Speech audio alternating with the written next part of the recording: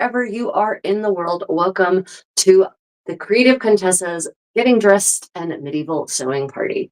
So as become customary, I'm going to start our little sewing party by actually getting dressed. And today I shall be wearing my blue wool curdle. But first things first, to discuss for those of you who are just joining and maybe just watching this for the first time, the format is, for those of you participating live, pop your questions and comments in the chats. If you're rude, you will be booted. If you're watching this as a recording, do feel free to post any questions or comments in under the videos on the respective platforms, and I will hopefully therefore see them and be able to respond to them. Otherwise, today I'm getting dressed once more in the Franco-Burgundian style. So this is sort of mid-15th century, second half of the 15th century in France, Flanders, England, possibly Ireland as well, especially in the areas that are heavily influenced by the English. So we start off with the smock. The smocka, pronounced in 15th century English, called a chemise in French. It's called a camicia in Italian or a camisa in Spanish. It is also called a smock in 15th century Scots as well, which is not the same as Gaelic, I just have to point out. It is made of linen, and it is basically two rectangles in the front with four triangles of linen placed around at the skirts, at the 4 points. Cheryl, welcome. Thank you for joining us today. And the triangles are what give it the width that it has. It's a nice width. And many modern people would look at this and think that it's a dress, but it's not. This is underwear. Absolutely underwear. This is the layer that's worn against your skin. And I'm really glad that you can't see the kind of grime that has built up over the years of wearing this despite washings. Yeah, so that grime is out on the smock instead of on my curdles. This is my own particular pattern design, so I actually don't have little gussets in the underarm. I have long gussets, these long triangular gussets you can see, and that's what creates the shaping here in the sides and also allows me movement, freedom of movement, right? I can lift my arms up, and you'll notice that the bodice, the actual smock itself, doesn't really move at all, which is a sign of an arm's eye that allows you a good freedom of movement, well designed. But there's no round arm's eye. It is a square arm's eye or rectangular, depending on how you look at it. So yeah, no round inset arm's eyes yet for the undergarments. In fact, geometric construction continues, as far as I can tell, on linen undergarments in most of Europe well into the end of the 16th century. I haven't really looked in depth at what happens to undergarments in the 17th century, so I couldn't speak to that. Yeah. So yeah, today we'll be doing the blue wool curdle because I'll be filming after this my video on medieval rings, and the blue brings out the green in my eyes, the blue-green in my eyes, nicely in videos. Anyway, yeah, so the underwear has actually become a very polemic topic on my channel, underwear of all sorts, and I'll delve into that a little bit more later. The next layer, and actually I realize I haven't been putting on stockings with you all, so I actually brought today an example of 15th century cut cloth stockings. And as far as we can tell, this is a stocking. It goes up to the knee. It has a separate piece on the bottom for the sole and a separate piece for the front of the foot. And these are linen. They are cut on the bias, so they do have a little bit of stretch. And they're cut through the bias all the way. So stretch in the foot, stretch, except the sole. The sole is cut on the grain, right? So you will actually get some stretch from this, and they're held up by garters. So I will be putting these on as well, but I'll do that once I sit down because you can't really see my feet in this particular angle. So yeah, I know some people think I'm a ghost. It's okay. Yes, I know I'm pale. Moving on. Right. So the next layer that I'm going to put on right now, at any rate, is the curdle. This is also a layer of underwear.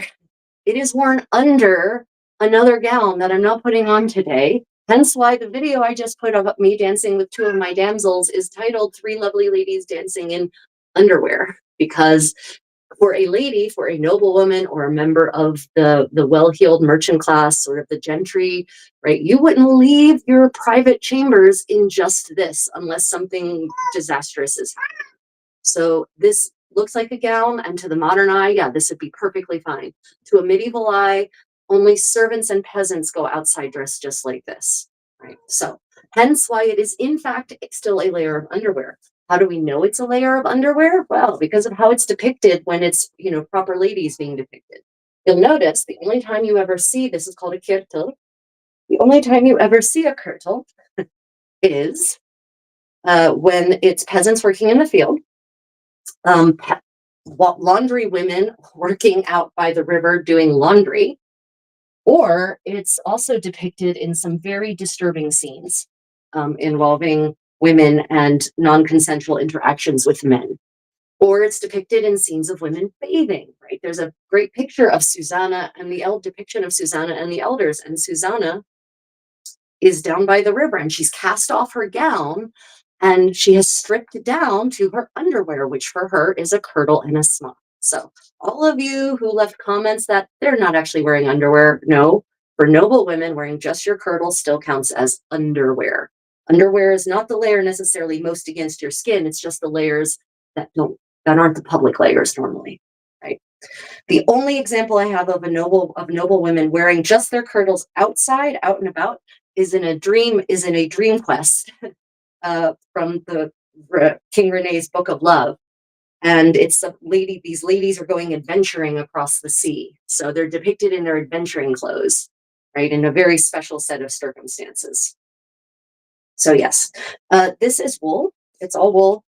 It is not made with geometric construction. I do have a gore here in the bottom of the arm's eye, which definitely gives me a very nice full range of motion. You can see that moving my arm does not pull the bodice up at all, right? And but the rest of it is just panels of fabric, because by this period, by the 15th century, gowns are no longer geometric construction. Gowns are the panels are made up, sewn together. They basically cobble together widths of fabric until they get the right amount of width to cut out the shape that they need, instead of doing triangles and rectangles to widen, or rectangles and then triangles to widen the skirts. So geometric construction for exterior garments seems to no longer be a thing by the 15th century. By the 15th century, they're just piecing together the fabric to get the width they need to then create panels that are basically one continuous angle and line. You can see what I'm talking about if you watch my project blog on making my 15th century Florentine gamora, which is the gamora is the moral equivalent of the curdle, right? So this is spiral lacing. These holes, some of you asked me, these are fabric lace holes. They're not metal. They're not metal rings, and they are basically opened up with an awl. Basically, it's a metal, what would look like a metal stiletto, right? And they're opened up with an awl, and then they're finished with buttonhole stitch in a silk buttonhole thread, is what I use generally for my lacing holes. Thing is, you never ever, so if you watch any of my videos on sewing, you will find out that you should never ever punch holes out of your garments to make lacing holes. If you punch a hole using a hole punch, you're removing fabric, and that actually creates a weak spot in the edge of your garment. So you always want to use an awl to open up your garment. Now, before I had a nice reproduction medieval awl, I used a chopstick. I sharpened the tip of the wooden chopstick. I sharpened the chopstick, I whittled it into a point and then used that to poke open a hole in the fabric to make my lace holes. So if you don't have a metal awl, no problem. Just get those disposable wooden chopsticks from any given store that sells Asian food with chopsticks, and just whittle the point, and there you have your awl. And it's long enough that you can get really good. You can actually get the leverage you need to poke open the holes. Okay, so spiral lacing means that basically the holes are offset, and then you actually spiral up. It's sort of like whip stitching your dress together with lacing. The lace is made of finger loop braiding. I will not be demonstrating that technique today. I'm going to be doing a bunch of hand sewing. It's not going to work out with my new space. I have a new studio space, so we're experimenting with a new studio space today. But it's finger loop braided. Lace is called a lace in the 15th century. Lots of videos on this channel about how to make these. So you can check that out. I have a really good tutorial on making a really pretty but simple one called the green dorge. Okay, now for those who don't know, to actually achieve the lacing, because the lace doesn't have this one doesn't have a shape. It doesn't have an anglet. So to actually get it to go through the holes, I have a 15th century replica bodkin. And this is based off of a portrait by Ghirlandaio of a woman in a pink camorra, Florentine woman. And it's basically like a kind of like a giant needle, right? Except that it's not sharp. And you just you just poke your lace through it, and then it's easy to get through the holes. Yeah. Yeah, a knitting needle, Han, knitting needle would be perfect. You're absolutely right.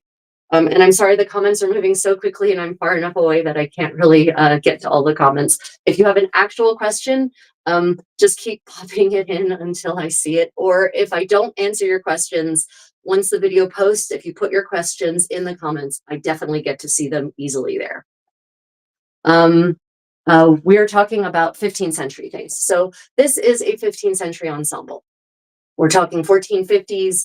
So the earliest depiction I've seen of this short sleeve curdle like this dates to the Très Riche du Duc de Berry, the very beautiful hours, les Très Belles Heures, the very beautiful book of hours that belonged to John of Berry, one of the greatest bibliophiles of the 15th century, right? Very famous. It's probably the most famous medieval imagery.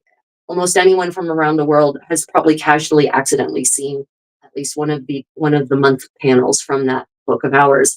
And that's the earliest one, and that dates to the 15 or 14 teens.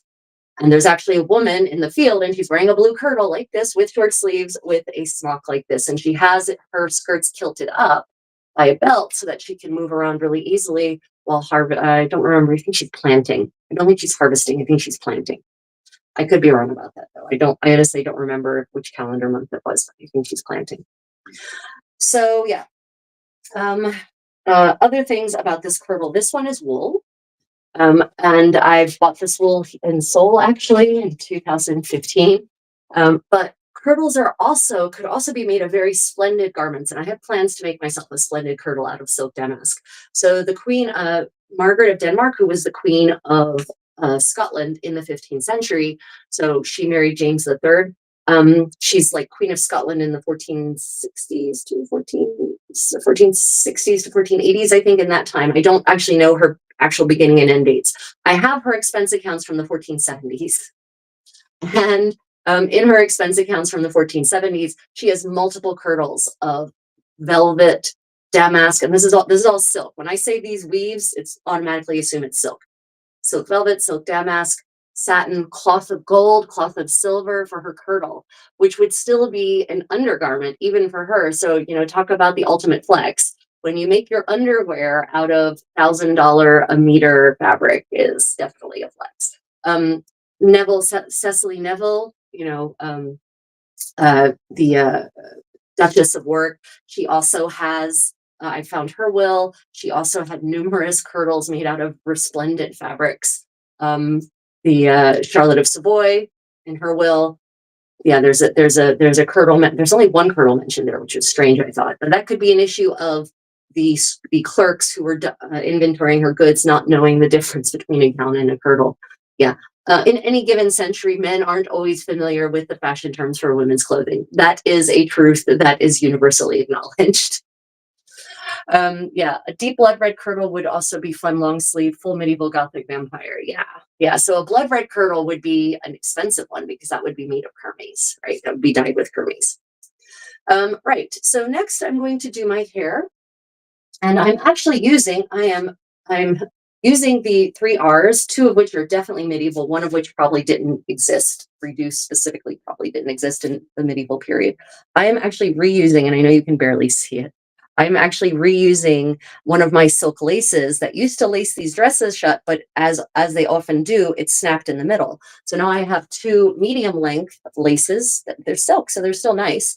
And I'm now going to use these to actually tie my braids off. So I'm going to show you how I do this. So yeah, my hair is, I slept in braids, so my hair is still braid wavy, but we're going to go ahead and do it again. So I'm just doing a 3-strand braid, lots of documentation for 3-strand braids. And today we're doing, because I don't have a damsel here, we are doing a quick and dirty 2-braid situation. If I had my damsels here, I would have them tape my hair with ribbon into a nice bun right here on the crown of my head. which we think is where noble women generally wore their hair, so that any kind of headdress they wore would fit over easily. And possibly also you could then use that bun as an anchor point for headdresses, actually pin it to it. Now, I actually braided too far. Okay, so I braid part of the way down, and then I take my lace. And this is a way for those of you who want to move away from elastic and plastic and other synthetics. I mean, they're not good for your hair anyway. They break your hair. They cause more split ends and more damage, right? So I just take a ribbon, or this, my lace, I line it up with two of the three strands, and then I just literally braid it in.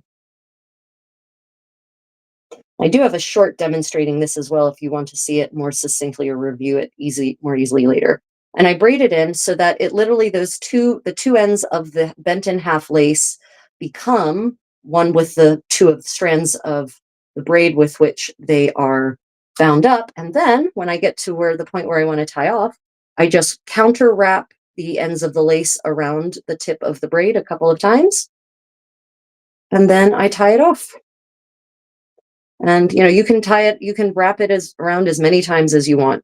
I always make sure, though, unless you want to have to destroy your lace by cutting it, always make sure to put in a knot, a bow that will easily come out, right? Okay, let's do that now with the other one. Oh, yeah, that's a good idea. Han, good suggestion for reduce, reuse, recycle. If you have old embroidery floss that is maybe getting too old, especially if it's faded, sometimes our sewing supplies end up in places they shouldn't. Yeah, definitely a good use for old embroidery floss. Old embroidery floss is also good for practicing if you want to do medieval lace making, as it's called, finger loop braiding modernly. Old embroidery floss is great for testing out, learning new patterns on, because it's easy to work with. It's sturdy, and then you don't have to worry about bunging up expensive silk, because of course almost all of the extant finger loop braiding that has survived is silk, which could be a bias of the sorts of fibers that survive, and probably is in fact a bias reflecting the fact that cellulose does not survive in most conditions over time. That's why we have very few surviving medieval linen garments, not because they didn't wear linen clothes. We know they did, thanks to all the documentary evidence, but because the linen literally decomposes in most situations. It just does. Whereas animal proteins survive pretty well, relative. Okay, so we have our braids. And now, because I don't have a damsel here or a condottiero, Takeda, thank you for joining us. For those who, I don't have a damsel with me today, so I'm just going to take my braids and I'm going to tie them. I'm going to do what I've now coined, and maybe I should patent this, my medieval messy bun. So basically, I just take my two braids and I tie them in half, and I tie them in a half knot, and then another half knot, basically until I feel that there's not any room to tie another half knot, right? And then I just kind of tuck it in against my head, roll it back, sort of like if I were doing one of those inverted reverse braids.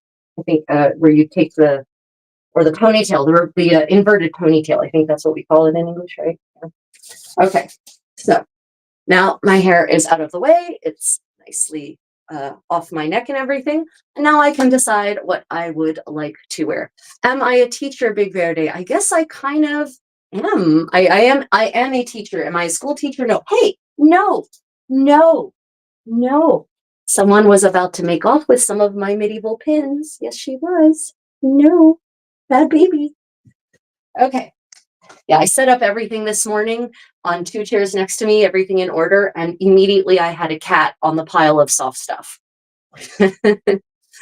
Okay, to Princess Leia. Yeah, so the Princess Leia look is actually basically an authentic hairstyle / headdress style from the 14th, late second half of the 14th into the sort of early 15th century.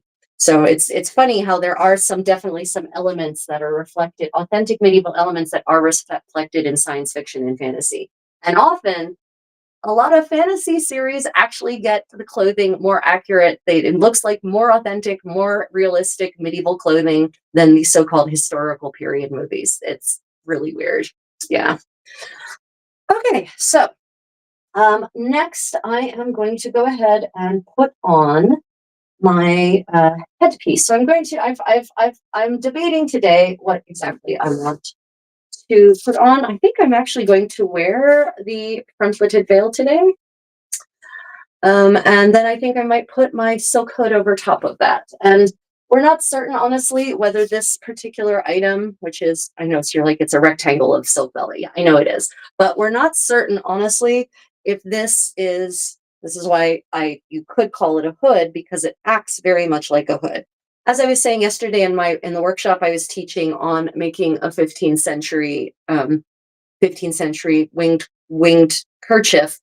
You know, we don't know where the line in inventories between hood ends and kerchief begins. It's fashion terms can be very hard to pin down from a medieval context to what the word means to what the picture of that thing is.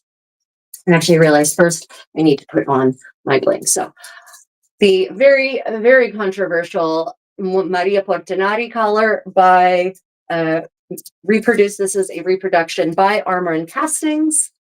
And I call this controversial because a lot of reenactors, usually only from Germany and England actually, get really hot and bothered if I wear this collar and just my curdle instead of putting on the full gown. They seem to think that women would never, ever, a noble woman would either wear every single thing and then she would bling up, or if she's dressed down, then she's not going to put on any jewelry. And I don't think that's true.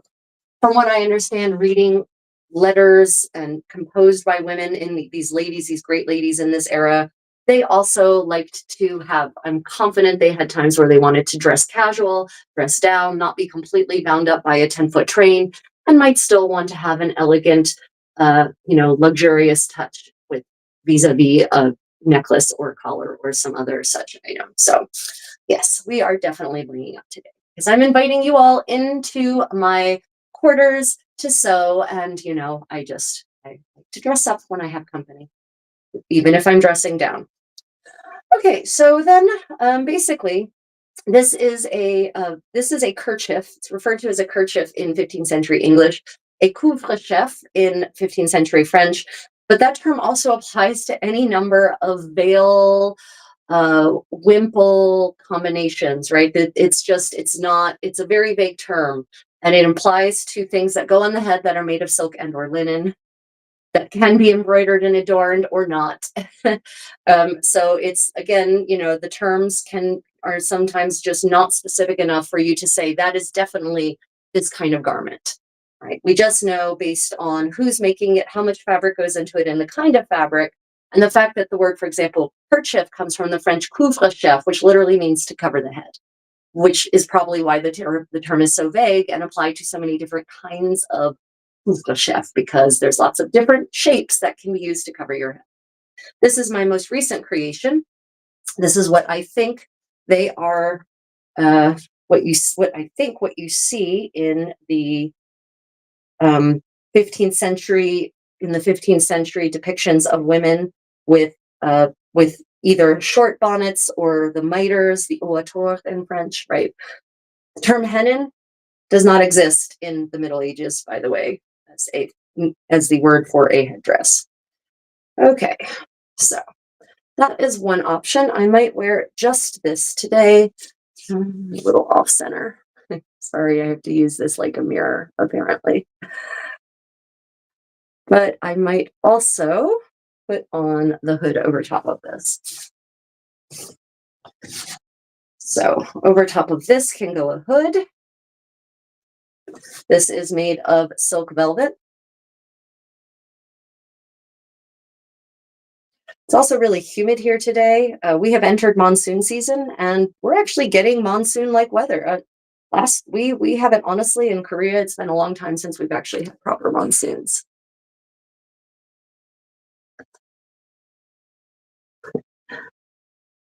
Where are my ladies? I need a damsel. Okay, so I might wear just this today. Because it is kind of warm and humid in here today and close, and there is no air moving in here in particular. So we might go with just the kerchief and not with the frontlet slash hood slash whatever else this might be called. Yeah. Uh, bloomers. Bloomers are definitely not a medieval thing. Bloomers, as you might recognize them, I think they're definitely exist by the 18th century in some capacity. And actually, okay, so actually 16th century and 16th century Italy, second half of 16th century Italy, we have women have started to wear what modern people would recognize if they looked at them as bloomers. They're basically linen breeches down to their knees, and they're beautifully embroidered, and they're definitely worn under their garments. But yeah, this is not that period. In this period, I actually did bring a pair of underwear so you could see what the kind of underwear women might be wearing in this era. This is what women's underwear probably look like. I say probably because I have a whole video essay on the controversy surrounding women's underwear. So you can check that out if you want. This is them from the back and they tie on the sides. If you're interested in more details about medieval women and underpants and whether they wore them or not, I've got a whole video on that. And it is a very controversial topic in the medieval living history world. Oh, goodness. No, I'm not Amish. I'm just going to tattoo across my chest. No, I'm not Amish. There are so many things that tell you I'm not Amish. Okay, well, now we are to the final stage. We're now to the final stage of putting on my stockings, at least the final stage for today's. So these are 15th century stockings right here. And as I said earlier, they are cut. They are not knit. I haven't personally found evidence of knit stockings until the very end of the 15th century in Italy, and that evidence is kind of mm. So we have lots of evidence, though, of cut stockings. And basically, this is linen that's cut on the bias, so the grain runs this way and not this way. And that bias cut creates a natural stretch. And bias cut is absolutely a medieval technique. We actually have some extant linen hosen for men and women, or well, men's hosen, and then we don't know about the hosen, the stockings that we have like this, whether they were for men or women, but they definitely made them out of linen and they definitely cut them out on the bias. We know that because we have extant ones, actually. Said linen doesn't often survive, so when it does survive, everyone who does medieval fashion history knows about it. Or well, they should anyway. Okay, so these are, however, not stretchy enough to hold themselves up. So for that, we have garters. And medieval garters are definitely not the lacy, sexy thing that modern ones are. These you could strangle someone with these. This is leather, and these are actually reproduction buckles. That is a reproduction buckle, and that is a reproduction strap end. And the 15th century English word for this is not a strap end. I forget what it is. If you know what the 15th century English word for a strap end is, pop it in the chat for me. Yeah, so these actually go bind right below your knee. So I'm now going to attempt to demonstrate that, but unfortunately the camera is too high. Linen is not cotton, linen is flax. Linen is a grass, whereas cotton is basically a flower. Cotton is basically a flower. Botanically, I'm certain it's not, but that's the best way I can describe it. Whereas linen comes from flax, and flax is literally just a giant, really tall grass that grows up to about like hip height on me anyway. Yeah. Okay, so now on with the stockings. Let's see if I can do this in a way that you can actually see. So stockings are not, there's not a left or a right on stockings. There doesn't seem to be, the extant ones that have survived don't seem to be footed in that manner. At least I haven't noticed any kind of real, shaping left versus right myself in the few extant ones we have. So mine are not either. Okay, so then we take the garter and we put it on, and it goes right under the knee. This leather has a natural amount of stretch to it, so that's good. So you're not going to cut off your circulation. Leather does stretch also, like permanently stretch, so you might need to actually poke more holes in your leather. You'll notice there's a lot of, there's a long end here. I always put that to the outside. so that they don't get tangled up in each other when you're, when they're close to each other, when your legs are together or something like that. And also, I'd like to point out that these have many, many patches on them, right? The only part that wears out is the bottom of the foot. The upper part doesn't wear out. These have lots of patches. They've been patched and repaired many times. I'll probably eventually just resole it entirely. And that the extant hosen that we have from all across the Middle Ages, almost all of them have patches in the feet, and many of them have patches in exactly the same spot where my patches need to happen. So it's always nice. I always like being accidentally authentic like that. Accidentally medieval. So next garter goes on. And yes, this will hold no problem. And you can see the shaping that comes from the bias cut. I can feel that it's hugging my calf, but not in an unpleasant manner. And I can also feel the flexibility in my feet to be able for my toes to expand or contract without there being too much bulk. Okay, so I just found a new hole that I need to patch on the other stocking. Oh well. And I did not bring my demicent. Demicent is a belt that goes around your hips, and it has my pouch on it. Well, I don't want to drag you all through the apartment because the cats will get excited. So I guess today I'm going without my demicent belt, but I did bring. So just if I were to actually put on my gown, that's the gown. The gown is the dress that goes over this. This is a curdle, not a gown. If I were to put on the gown, then this is the belt I would wear with that. And this is a splendid belt by Armor and Castings.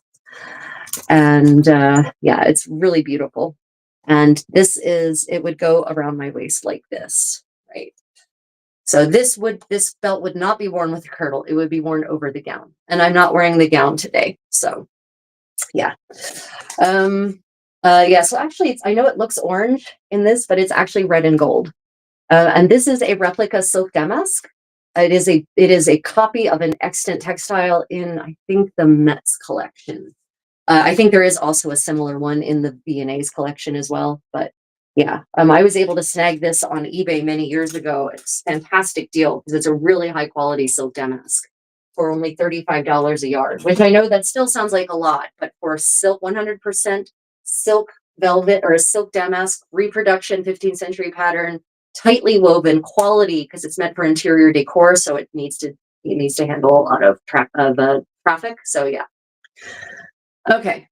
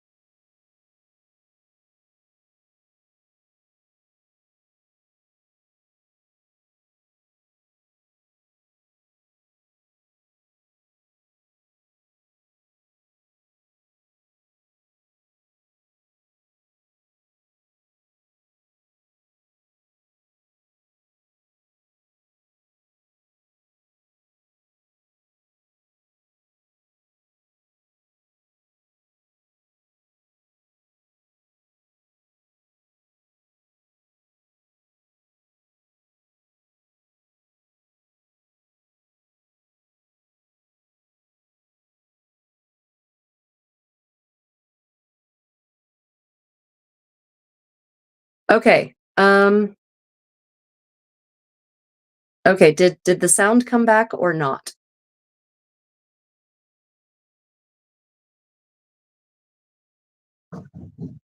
Yeah, unfortunately. Okay. Everyone, can you hear me or not? Shit, what the frack?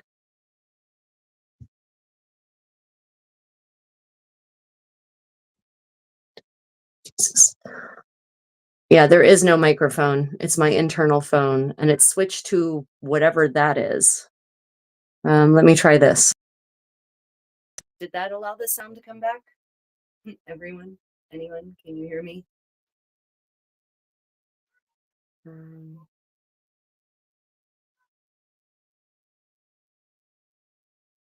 yeah, okay. That is terrible. Oh, is the sound back? Oh, thank God. Okay.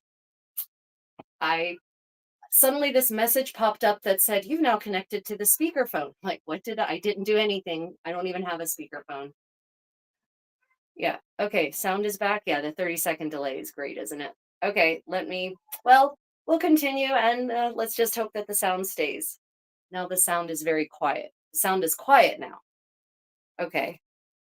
That's interesting. Okay. Wait. Okay. The 30-second delay is definitely not helping.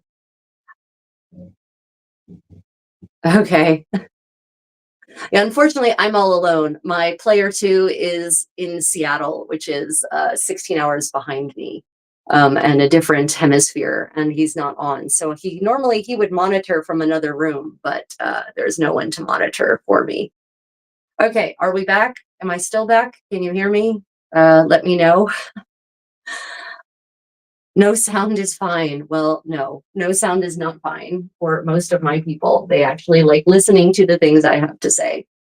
Um, right. Well, then in the meanwhile, since I'm pretty much done with getting dressed, I'm going to go ahead and clear a table for me to actually work, and then hopefully the sound will be back. Sound is fine. Okay, great. Fantastic. No idea what just happened, everyone. Not a clue. And just so you know, we're hooked in by an Ethernet cable, so we're not even relying on Wi-Fi today. Yeah, so there's no excuse. Okay, well, now to the sewing part of our challenge, of our activities. So I've been reading some very interesting things lately and listening to some interesting things. So I have a lot of fun things to share with everyone. So yeah, I'm really looking forward to today. So I'm just going to we're going to actually get something to drink. This is a replica medieval glass. It is blown glass. Dates to like the 14th and 15th century. You can actually buy these from Old Hansa. Am I barefoot? Nope, I'm wearing stockings, which is not barefoot. But no, I live in Korea and this is a shoe-free house, so I'm not going to put on shoes inside. Yeah, so I do 15th century living history. I do living history in general. This is a 15th century ensemble, and we're doing a medieval sewing party today. So we are now getting to the sewing part of said sewing party. Right. So I'm actually working on a couple of things right now. Today I will be working on the kerchief part of the winged coif that I usually wear. It's sort of a less refined version of this, basically. And I just realized I need to restarch this. This needs to be restarched and then ironed. Yeah, the cats were laying on it because that's what cats do. So yeah. So I'll be working on hemming this trapezoid, this very prosaic looking trapezoid of white linen, because this is going to be the back of my new winged coif that I'm making in concert with my lovely winged coif ladies who are making one as well in one of my workshops. Yep. Yeah. Rolled hems for me. Yeah, exactly. But I've also started a new project. I've finally taken the plunge. I'm making my first ever historical Korean garments. This is hemp. This is hemp woven in the traditional fashion, so it's narrow, right? This is as wide as it is. And this has actually been laundered. So this is hemp after washing. Notice how stiff it still is. But this is going to be, it's already started to be, a pair of in a basically under a pair of underpants for a 16th century, actually these would be worn 16th, 17th, and probably 18th century Korean ensemble. And for, I know they look huge, right? But that's because they're going to get pleated into a band around my waist. And then that will create that fullness. Everyone asks me about historical Korean garments. How did they get the skirt so full? This is part of how they got the skirt so full. When you have undergarments made out of this stiff hemp, and you're very full and they're pleated into a band, causing them to actually flare out, then the skirts you put over top of this will naturally flare out. So I'm also working on this. So I've actually been teaching myself historical Korean sewing techniques. I'm very excited about that. And I will have a very exciting announcement. I'm going to bring the camera closer. Okay, everyone, I'm sorry, it's going to get a little dizzying. Try to keep it as steady as possible while I readjust the studio. My very, very low-tech studio. Okay, I think that should be good. Yeah, okay. Okay, here we go. Yeah, great. Yeah, Joseon hanbok are gorgeous. Yeah. So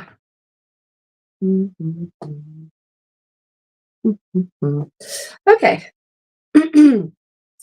Yeah, Joseon hanbok are gorgeous. And hanbok, by the way, is not a historic term. The word hanbok, which literally means Korean clothing, is coined in this mid 19th century when Western clothing starts making its way into Asia. And so there needs to be a distinction made between Westernized clothing and clothing that is part of the Korean cultural sphere. And this is especially because Japan is starting to Westernize and wear Western clothing, and Japan takes over Korea and then tries to force Koreans to dress Western, Japanese style Western as well. And that is the era in which the term hanbok is actually coined and created. So let me just get I've brought some very interesting books to share with you all today. I went to my bookshelf and just pulled off random things. So at the end, we'll of course talk about our book corner. Some of you were asking about the progress on my reta. That's the 15th century Italian headpiece that looks like a cute little net, right? It's kind of like a net coif sort of thing. And I finished finger loop braiding. I wanted to show this to you before I get sewing. Yes, needles are still there. So I finished the braids for the laces that were going to be the cross beams, but they're too heavy. So the lace bend, even with the relatively thin 20/2 silk embroidery thread, still they're too heavy. They're too dense. So I have an idea. I'm going to do, actually, this was an 8 loop and 8 bow lace.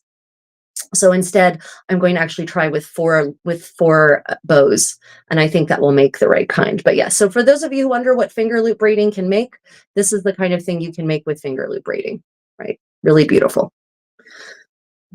So I'm going to be doing basically my own homebred version, because there is no 4 bow lace bend in the original sources from the 15th century. So I'm making my own. Which I'm confident ladies did all the time, and it's just that not everyone documented, had the ability, wherewithal, or desire to write down everything they did or created or invented, just like today, right? Okay, so I am basically doing a rolled hem all the way around here. Oh, why is that the pinned message, for God's sake? Sorry. I'm going to pin some other. There. Okay. Yeah, feel free, anyone who's out there. Unfortunately, I was sorry, Han, I need a URL for your channel to be able to add you as a mod. And my other mod is apparently not on, unfortunately, like I thought he would be. So yeah, I apologize for some of the unpleasantness in the live chat. There are just some people who are sad, have pathetic lives, and have nothing better to do than to be nasty and to try to make other people feel nasty. But that's why we're going to ignore them. Just realized I need to not sit on the back of this and probably reposition. Oh, I miss having damsels do this stuff for me. They're much better at this than I am. Just much, much better. Also, my hair is a little low, so it's kind of pulling the kerchief back. I can do this without giving myself a craniectomy. Maybe.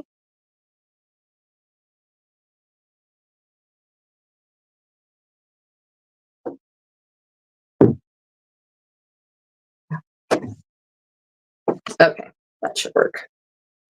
That will hopefully stay on. Okay, great. So yeah, I'm just doing a rolled hem, and it's a double folded hem. You know, what's the difference between a double folded hem and a rolled hem? It depends on how narrow it is. Basically, it might actually very well end up becoming a rolled hem as I work along on it. But basically, the idea is that for the construction of most medieval garments, the ones that we have that are extant, it really seems that, especially later medieval garments, talking 14th, 15th century, it seems that pieces were made up separately and then assembled, by which I mean, for instance, the sleeves would be put together and finished, and the bodice would be put together and finished, and then they would then be assembled together. So a lot of modern sewing techniques, or a lot of people when they sew modernly, they will sew everything rough, like attach the sleeves and then to the bodice, and then do all the finishings.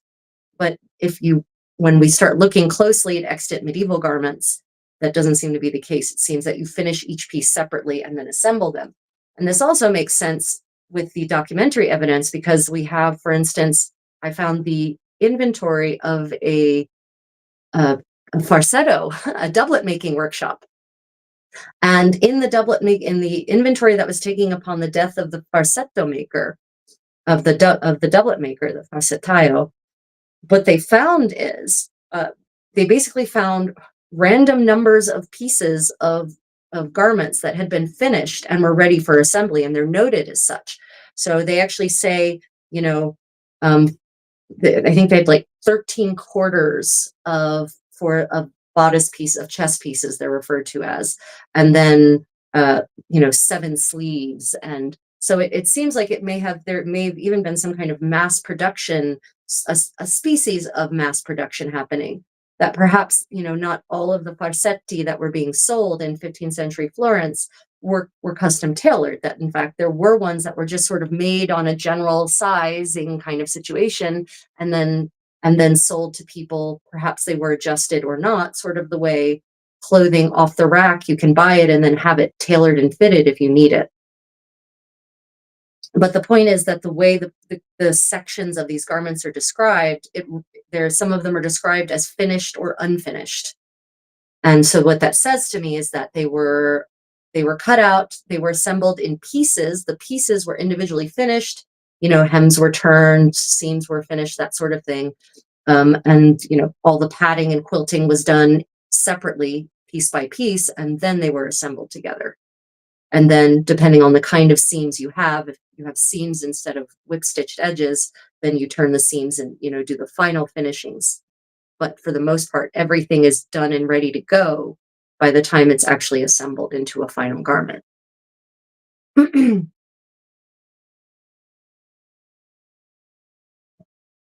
I'm sorry. I must have missed a comment.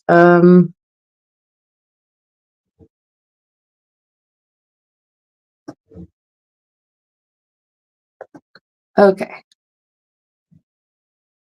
Don't worry. Billy Bong's gone, or should be. Right. It's funny how cowardly people are, how brave they are when they're hiding behind their computers thousands of miles away. The things they would never dare say to my face, because they would have no more face. But that's what happens when you're a pathetic little man still living in your mother's basement, unloved and unwanted. Anyway, yeah, so I'm doing a blind stitch here. And blind stitches are really my go-to stitch for most finishings, because a blind stitch means that almost none of the stitches actually show. Right, gosh darn it.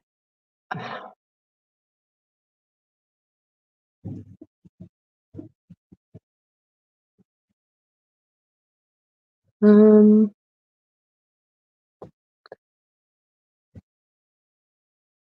okay, great. Okay. Yeah, keyboard commandos, exactly. Pure cowards.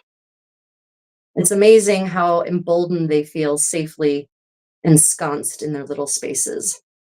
Anyway, on to more pleasant topics. Blind stitches are great because they allow you to finish an edge, but basically the technique means that the entirety of the stitch is more or less, most like 90% of the thread is buried inside of the fabric, which means that not very much of your thread is actually getting exposed to wear and tear. So blind stitches last longer than, say, a bare whip stitch where the stitches are just kind of all exposed.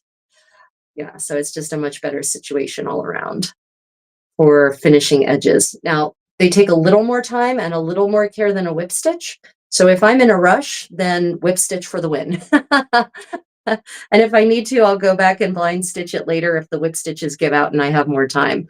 But there are plenty of times where I have pushed the limits on a deadline on getting a garment done. And therefore, I need to just whip stitch the hell out of it. And whip stitches really are wonderful. They are, you guys have heard me say this before, but they really are the Swiss Army knife of the sewing world. Whip stitches can do almost everything, honestly.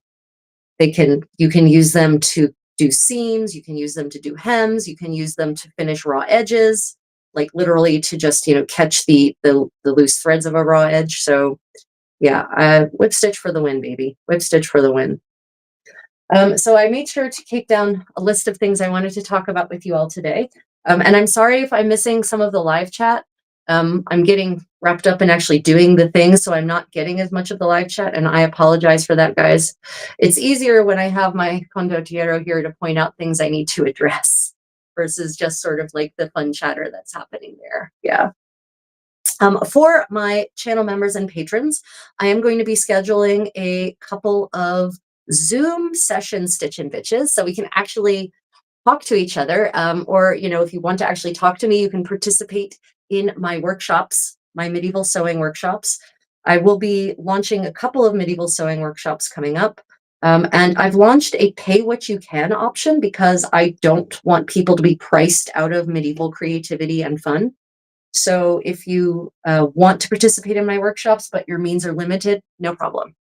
You can sign up for my workshops on my website, thecreativecontessa.com.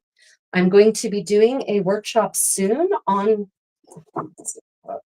making medieval underwear, men or women, because it's going to be the same. Underwear like this. These are made of linen, orange linen, actually. And they're based on, but not entirely a faithful replica of the underwear that were found in Langberg, in Castle Langberg. So I'll be teaching a workshop on that. It's a good option for people who've never done any hand sewing, but would like to learn basic hand sewing techniques because it's a very simple garment and, it's a good, not very, very short seams. So it won't take a lot of time to hand sew it. So if you want to participate in that, keep an eye on my website, thecreativecontessa.com. I've also had a request to make the rete, the little net hair thing, out of which I would make something like this. If you'd like to learn to make that fantastic 15th century Italian headpiece for women, I'll be doing a workshop on that. And I've had another request for a curdle making workshop. This is the curdle.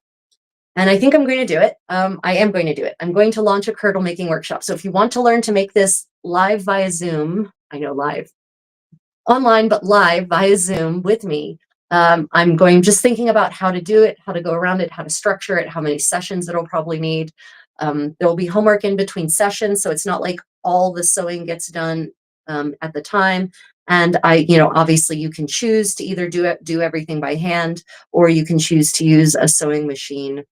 But I will be teaching hand sewing techniques, not machine sewing techniques. So, but I will be doing a curdle workshop making this kind of gown. So keep your eye on thecreativecontessa.com for workshops on this.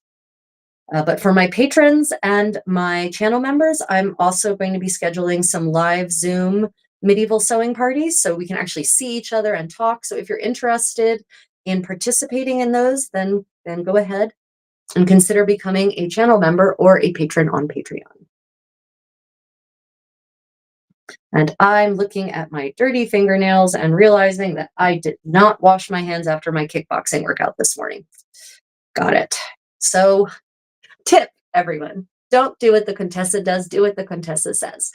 Wash your hands before you work with linen garments, right? With white linen garments. Always wash your hands. I mean, you should wash your hands before sewing anything, honestly, but especially if you're working on linen or with any white fabric, white silk, white linen, white wool, whatever.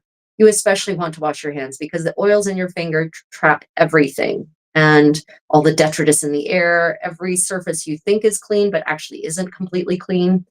And then you will transfer that oil detritus muck onto your garments, and your thread will get mucky looking, and you'll end up with kind of grayish stains around the places where you've sewn.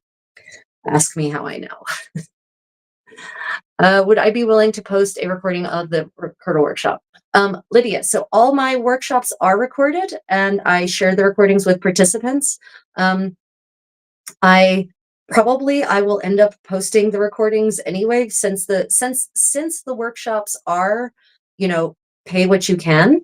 And by which I mean zero. Like if so my new pay what you can format literally allows people who cannot afford anything to still participate. So probably I'll end up posting at least some of the recordings. It also depends on the quality of the recordings, the Zoom, man. It can be so variable. Hi, random Eastern European babushka. Yeah, not even a little bit. I'm pretty certain I do not look old enough to be a babushka. And also definitely not Eastern European. 15th century French, actually. So I've been reading about sumptuary laws lately as part of my preparation for my medieval ring video essay. And I thought I would point out some things about sumptuary laws. Sumptuary laws, for those who don't know, are laws that govern medieval luxury and medieval and consumption, not medieval. Sumptuary laws are not just medieval. Sumptuary laws are laws that that govern luxury, because sumptus means luxury.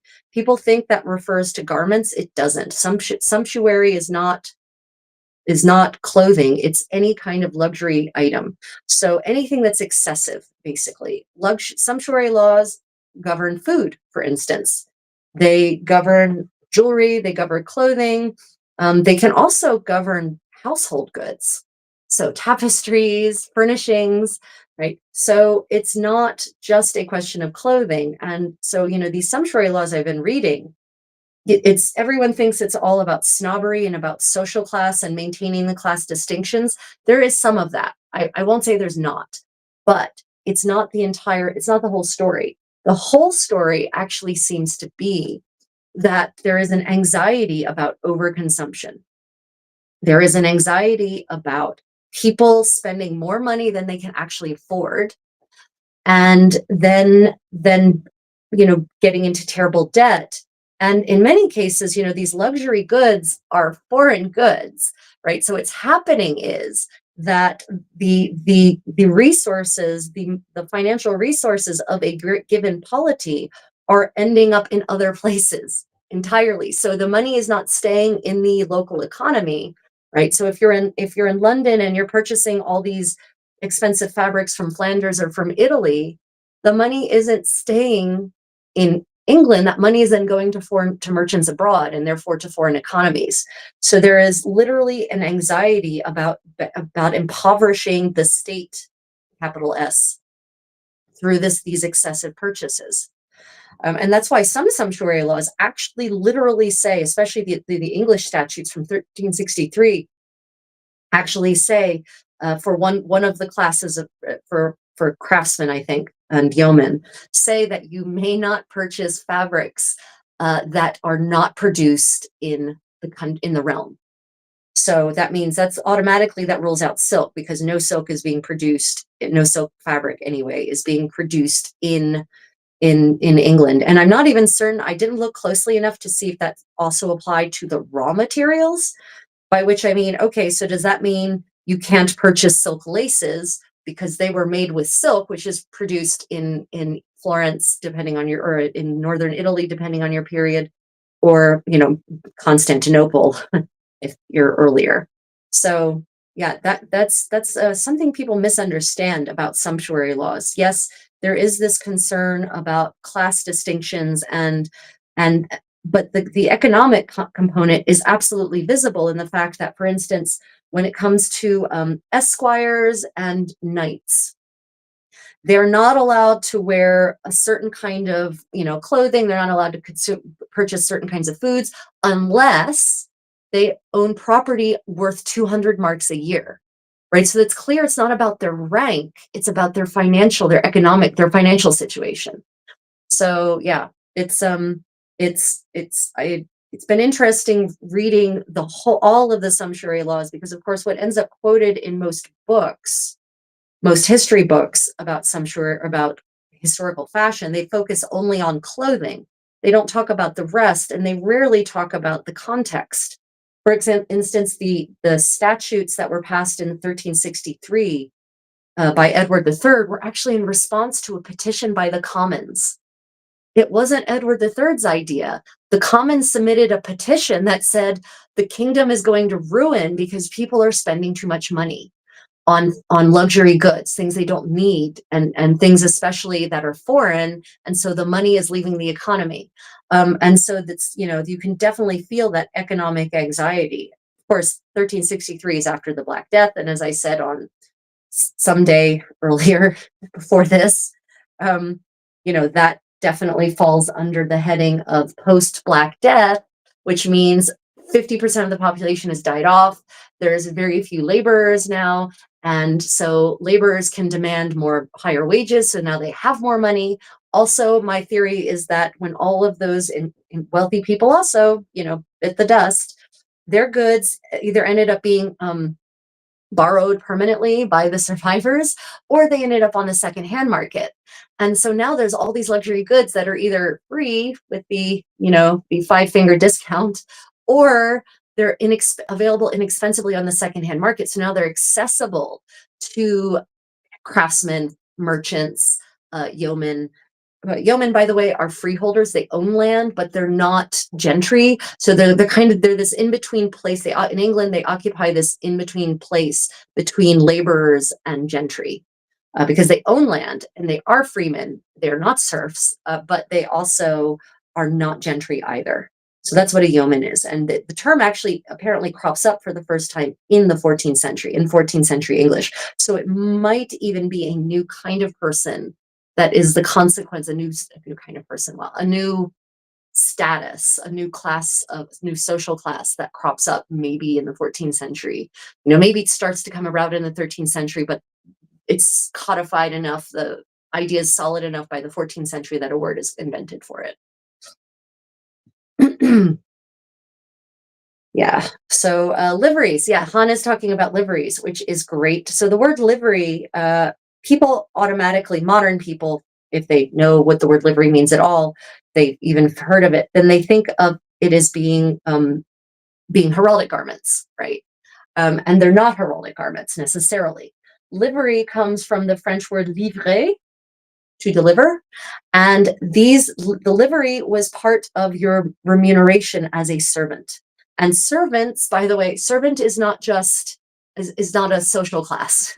A servant could be a retainer, is anyone who serves you. So the king's servants tend to be dukes and counts and barons, right? A countess's servants can be baronesses and ladies, right? So, but part of their remuneration, these are paid positions in a household. People aren't working in these households just for goodwill, although at the upper echelons, they're probably working there to get close to the ruler and therefore have influence and power. But even still, they get a salary, which word that comes from the word from salt, by the way, back when salaries were paid in salt. And the salary is often in the form, it can be money, absolutely, but usually there is a clothing component to the remuneration package, and that is the livery. So the livery could be in the princes or princesses, capital P's, both their colors. It could have their their badges embroidered into it, as is the case in May Day garments, for instance, that we have evidence of from the late 1380s in France, from Charles VI to his male retainers. But it could just be regular old garments in the annual allotment, and it was usually once a year that livery was paid out. I've in the household accounts of Margaret of Denmark, there is an entry from 1470s. I don't remember what year in the 1470s, that talks about livery for 6 of her ladies, her damsels, and they were blue gray. The color was described as a gray blue, in in the Scots. The household accounts from the Queen of Scotland are actually written in Scots, which is a kind of an English dialect. Right. So, livery does not have to be heraldic in nature.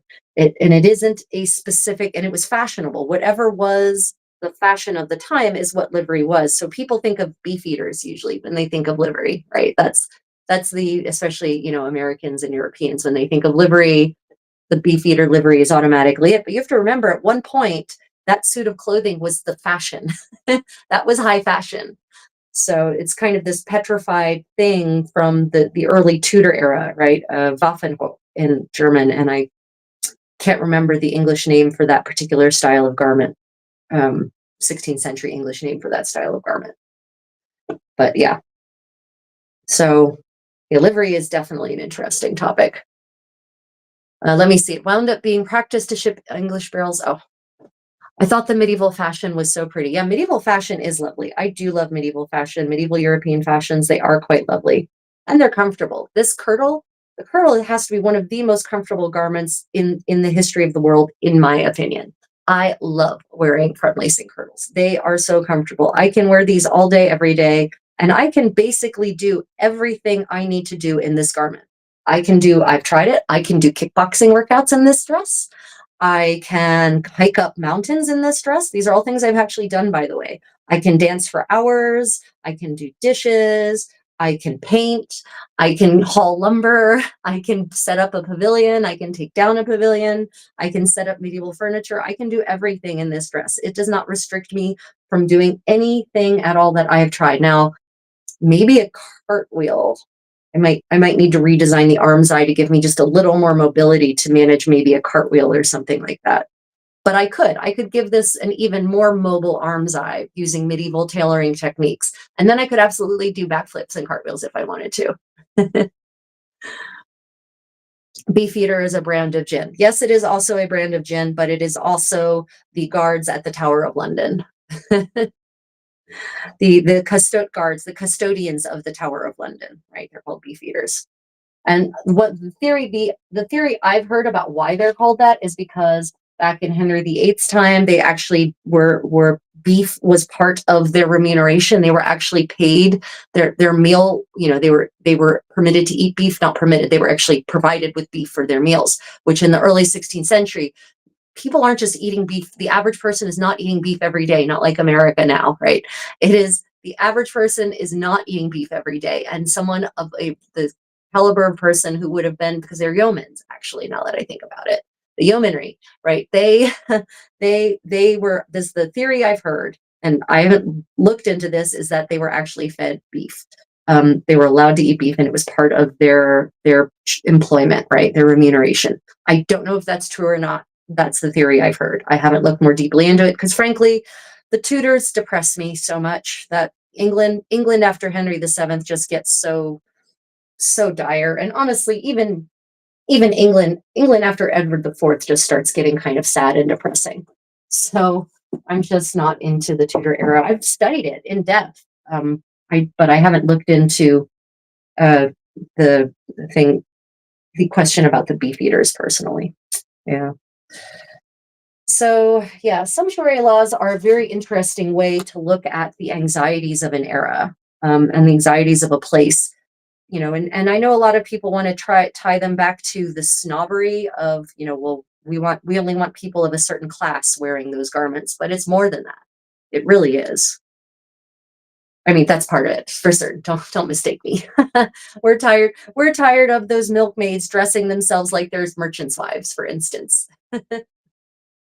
Yeah, it never changed. We stayed sad. Oh, Han, I'm so sorry.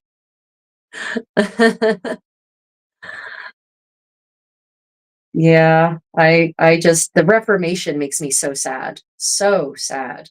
Just not just the English Reformation. I mean, all the way around. It's just so sad.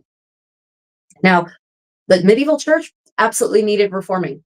No question in my mind. Things had gotten pretty corrupt, especially at the upper echelons, right? No, I do not debate that the medieval church did not need reformation. I just wish it had reformed instead of all these weird, horribly misogynistic splinter cults or cults splintering off that just set Europe back so far. Which leads into my the podcast I was listening to by the author of Inventing the Renaissance, talking about how the Renaissance really isn't that. It's a construct created by the people living at the time who literally said one day, we are the Renaissance. The people who came before us, they were living in dark, benighted times. We are the heirs of Rome, of the glories of Rome and Greece. And we will educate people using a classical education that Romans and Greeks would have had. And therefore, we will create a better, more egalitarian, more peaceful society. But the irony is, and this is pointed out by this author in the podcast, it was really funny. She said, the irony of that is that that is not what happened. They start educating. Petrarch is the one who suggests that they should and starts the program of assembling these libraries that are full of classical works of these, ancient Greek and ancient Roman philosophers and writings and histories, and that they should start educating people in Latin and in Greek and using these philosophers, and that if they do that, if they just educate them based on these ancient writers and these ancient thinkers, then they will have the Pax Romana. So apparently for Petrarch, it was all about the Pax Romana, right? They knew about the Pax Romana. They've read about the Pax Romana. And that was the last time in their history, maybe the only time, perhaps until recent times, that the Italian peninsula was at peace, was during the Pax Romana. So the Pax Romana for medieval Italians who were educated, obviously, probably your average person working the fields doesn't know about the Pax Romana, but for the educated, for the elite, for them, the Pax Romana was this golden age. And so, Petrarch, who's a very thinking man, but also apparently he suffered from horrible depression. He referred to his era as the era of shadow and ash. And I guess that's kind of true. He lived through the Black Death. His friends all died in the Black Death, and he writes about them dying one by one, dropping like flies. And of course, Italy, northern Italy in this era is hideously factional. Households, civil wars happening all the time. Like Romeo and Juliet isn't necessarily a Renaissance story; it's a medieval Italian story. And there's no one policing that. Families are slitting each other's throats on a regular basis. Civil war is just this really common thing. It's a pretty violent and horrible, unpleasant time if you just want to be a happy citizen, making your goods, selling your goods, and living your happy life. And Petrarch acknowledges that. And so he thinks that apparently by educating people in the same classics in which the Romans during the Pax Romana were educated, that will create a whole generations of people who will then create the Pax Romana. He apparently, it's a very naive and simplistic view, but it is apparently what he thought, and he writes about this. And so he starts the program. He's the one who really kicks off the program of a classical education, as such as we would acknowledge it today. And so Lorenzo de Medici is a product of that. So is Machiavelli. So is Cesare Borgia, right? So then what happens when the classical education takes full root? It does not result in the Pax Romana. You actually get the Italian wars. Things actually get worse. They get better briefly in terms of the factionality. And there is, in Florence, there is a period where there aren't families constantly slitting each other's throats, and the streets are not constantly running red with blood, but it doesn't work. It doesn't work. But what it does do, though, what that classical education, setting up that as being the focus of an education for a broader swath of people, and not just, a very, very few, is that does set the stage for the Enlightenment, and it does set the stage for the scientific revolutions that will follow, but it doesn't create the Pax Romana. Yeah. Petrarch was so vicious about the medieval era. Yeah, Vasari is the one who created the term the Dark Ages, but I mean, Petrarch kind of says it too when he says we live in an era of ash and shadow, or shadow and ash, right? So I think that's probably where Vasari picked up on the term the Dark Ages. Yeah. But the 16th century is definitely not any better at all. It's just that the fighting is no longer, intra-city, intramural fighting in the cities. It's now, states going at each other all the time, and all of this, the violence is just massacres, religious massacres. It does not get better because of the classical education as Petrarch hoped it would. That was a very interesting lecture. That's available on medievalist.net. By the way, some of you asked me about podcasts that I listen to, because I don't listen to myself. You all listen to me or watch me, but I listen to other people who know more than I do, or know different things than I do, at any rate. And medievalist.net is a fantastic resource. I cannot recommend them enough. Danielle, she's great. And they have experts on all the time covering a wide array of really fascinating topics on their podcast. And it is freely available. If you can afford to support them in some way, please do. Yeah, medievalist.net. And they've fantastically interesting articles all the time. They're always trying to stay on the cutting edge of medieval research. So, you're never going to get the old recycled bullcrap Victorian nonsense, right? You're going to get the latest and greatest in research. And everyone, please remember that history is constantly evolving. It is not set in stone. Our understanding is constantly being changed, not only by the new sources that are constantly coming to light, but also by new interpretations, by rereading them with a different eye, by coming at it from a fresh angle. Yeah, Twitchy Witch says that Gothic meant barbaric and violent, destructive. Yeah, exactly. That's why they called them the Goths, because of course the Goths were, a kind of different. It was a collective term for a bunch of different migratory peoples who came through and eventually took over the Roman Empire. The Ostrogoths did. The Visigoths took over Spain, and also parts of northern Africa, right? But those were the Goths, and so referring to something as Gothic, yeah, exactly, was from a 16th century perspective or a Victorian perspective, very much meant that you were crude and rough and barbaric and not refined. So it's definitely an insult. Which is why when people, some people refer to this dress as the Gothic fitted gown. And I get, no, no, it's not. It's actually a pretty sophisticated piece of tailoring. Yeah, that's just me. Yeah, and Vandals. Yeah, Vandals also were another people. And, it's really funny because the Vandals did not vandalize. None of them vandalized. They all took it over wholesale. They were coming into the Roman Empire because they wanted what Rome had. They wanted cities, they wanted facilities, they wanted sewers, and the technology kept on operating. The administration kept on operating. It's the Justinian plague that brought it all down, not the migratory peoples who kind of took over the Western Roman Empire or various parts of the Western Roman Empire. They kept living their happy, their new Romanized lives. Like, they weren't coming in to destroy and burn. They were coming in to take over and enjoy. Yeah, they were Roman, and in many cases, they were indeed Roman citizens. Yep, although not necessarily the last wave that came in. But yeah, many of them were made Roman citizens on purpose. They wanted to be. They wanted the benefits of civilization, so they weren't going to just come in and destroy it. I mean, geez, come on, guys.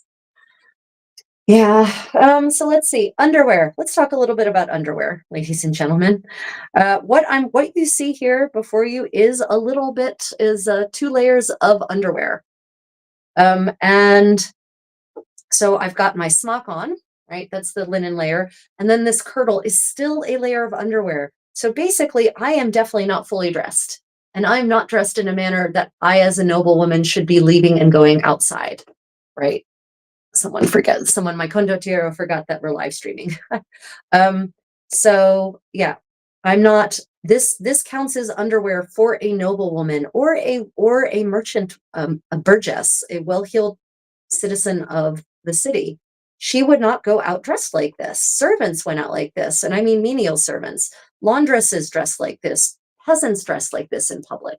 But this still counts as underwear to a 15th century mindset. So, but in their mind, it's okay for peasants to dress like this out in public. It's okay for the laundresses to dress that way. I can absolutely guarantee you, I would be looked at askance by my fellow aristocrats were I in 1450 to wander out into the streets dressed like this. Oh, thank you, Han. I think unfortunately, I cannot assign you as a moderator now, but I can do it for the next future streams. Yeah. Hello, handsome. If you sign on as Kitties of the Palace or as Travels with the Creative Contessa, you can moderate the chat. Yeah. So yeah, this is why I refer to this in some of my videos as underwear. But also, everyone, I am unfortunately a slave to the horror of the almighty algorithm. And the almighty algorithm is a crude beast. And the almighty algorithm will not push videos that are titled in any kind of academic way. I have to title all of my videos in some kind of horrible clickbaity way, or they don't get shown to you. Welcome to the horrible world in which I live. So that means that me saying three ladies dancing prettily will not get pushed. Me saying three ladies dancing in their underwear gets pushed real hard by the algorithm. So yeah, I've been taking some flack on my Facebook page, actually, which my Facebook is suddenly getting pushed really hard for a video I just published with two of my damsels and I dancing Joyoso Entre. I have that is also on YouTube if you want to check that out on YouTube. Three ladies dancing in their underwear. And a lot of people said, well, they're not wearing underwear. Yes, as noble women by 15th century standards, they absolutely are. I'm sorry, I see it that way, and unless you can find evidence to the contrary, some of the evidence that makes me feel like this would be considered underwear, and I said this at the beginning of the live stream, but I'll repeat it for those of you who've joined later. One, noble women. When noble women are depicted in this gowns, it's not often. You don't often see this layer. The few times you do, one, in scenes where a woman is in her bedchamber and being assaulted by a man. And then she's wearing this and her smock, which definitely to me tells me that the artist considered that woman in her underwear. If she was stripped down that far, that was underwear. There's also Susanna and the Elders. I talked about this earlier. She's depicted in a manuscript that's in the Morgan Pierce Point Library, sitting on the bank of a river with her curdle and her smock, and her skirts are hiked up to her thighs, and she's got her legs in the river, and her gown is cast off to the side. So this is undressed for bathing, right? Joan of Arc, when she's depicted as being burnt at the stake, tied up to the stake, looking remarkably peaceful. She's in this. She's wearing this. Hers is red, I think. She's wearing a front lacing curdle, short sleeve curdle with a smock, underwear. So that's why I refer to this as a species of underwear. Underwear doesn't just mean the layer against your skin. It means the layers that go under your overgarments, layers that would probably not be considered appropriate if they were worn just on their own in public. And yeah, what counts as underwear could easily change from social class to social class, as it seems to. Or more to the point, what matters, if it matters whether you're wearing your underwear or not in public, changes from social class to social class. This is a curdle. This gown is a curdle. This front lacing thing. This is a layer of underwear, and then under that I have a linen smock. It's basically like a linen dress. You would think of it as a dress, even though these are both layers of underwear. This is the layer that's one closest to the skin, and it gets the hell laundered out of it. And I actually read in a 15th century treatise on laundry practices on stain treatments, that they also didn't just use fermented urine to return your whites to their shiniest white, they also use sulfur water.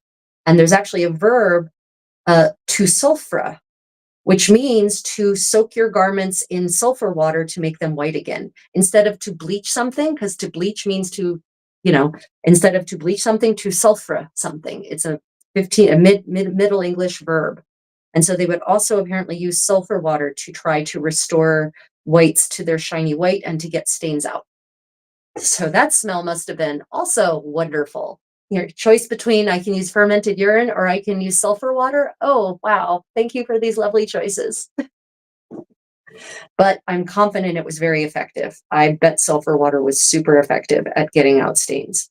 I'm also confident that it was probably not good on your hands. So yeah. So yeah, that's my brief rant on underwear. My longer rant on women's underpants, I have a whole video essay on that. I highly recommend you check it out. Honestly, underpants are underclothing seems to be my most controversial topic in any of my platforms. It's underpants that everyone gets up in arms about. In the case, or underwear, in the case of underpants, there are medievalists, practitioners of living history, reenactors who would swear on their ancestors' graves that women before the modern era never wore underpants, ever, ever, never, never, no matter what, no matter where, and especially not in the Middle Ages. And anytime someone makes an absolute statement like that, I get real combative.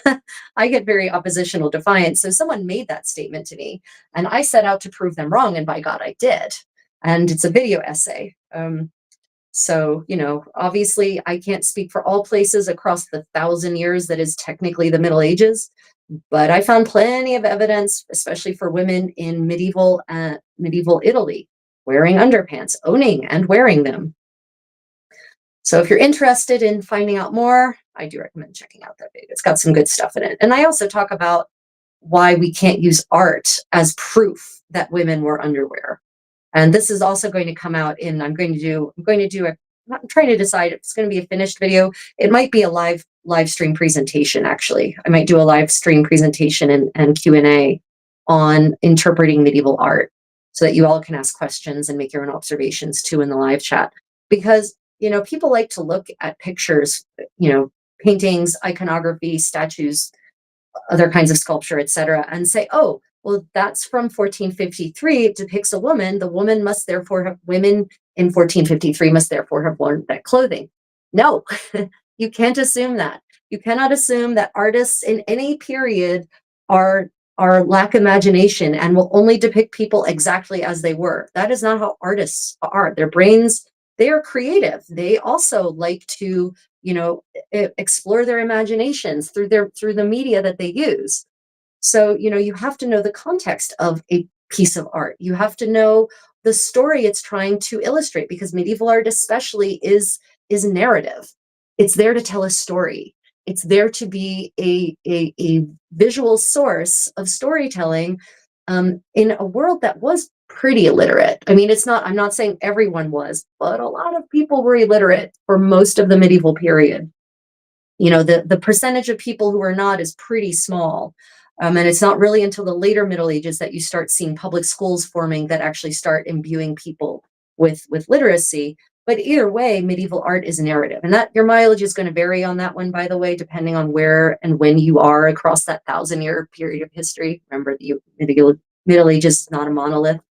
In any case, the idea of art being narrative is, that is a theme that goes through the entire medieval period and doesn't really start changing until you get to the 15th century and the 16th century, when it might start, you could maybe start observing, then it stops being narrative and starts being something different. Starts, just depicting daily life rather than, trying to tell a story. So you have to know the story that the art is trying to tell. And then that will tell you whether the person being depicted is a real person, a contemporary of the artist, or is supposed to represent an ancient Old Testament biblical queen, or a goddess, or an allegory. In which case they're going to depict them not like real women, not like their contemporaries. They're going to dress them in ways that would tell a viewer that this person is not one of us. She's an allegory. She's an Old Testament queen. she's from a fantasy story. So then you can't take those visual elements and use them as proof positive of how people dressed. Anyway, that's why I'm going to be doing a whole presentation. We're going to go through some pretty iconic medieval artwork that I know people use, fashion historians, people who make historical garments use as a basis for their clothing choices, and we'll discuss why they shouldn't. Or why they should in some cases, right? And we'll talk about the symbolism in the painting, so you'll actually walk away with an ability to be able to look at, medieval European art and recognize the patterns, recognize the symbolism as not necessarily being indicative of reality, but trying to tell you something about the story. Yeah. Okay, so I have now made it through 2 sides of my trapezoid. I'm going to pull the pins out before I run my thumbs on them. Yeah, so we've got one side of the trapezoid line stitched, and then the side that will actually be against the back of my head. So this will go back here like that. Okay, moving on to the next edge.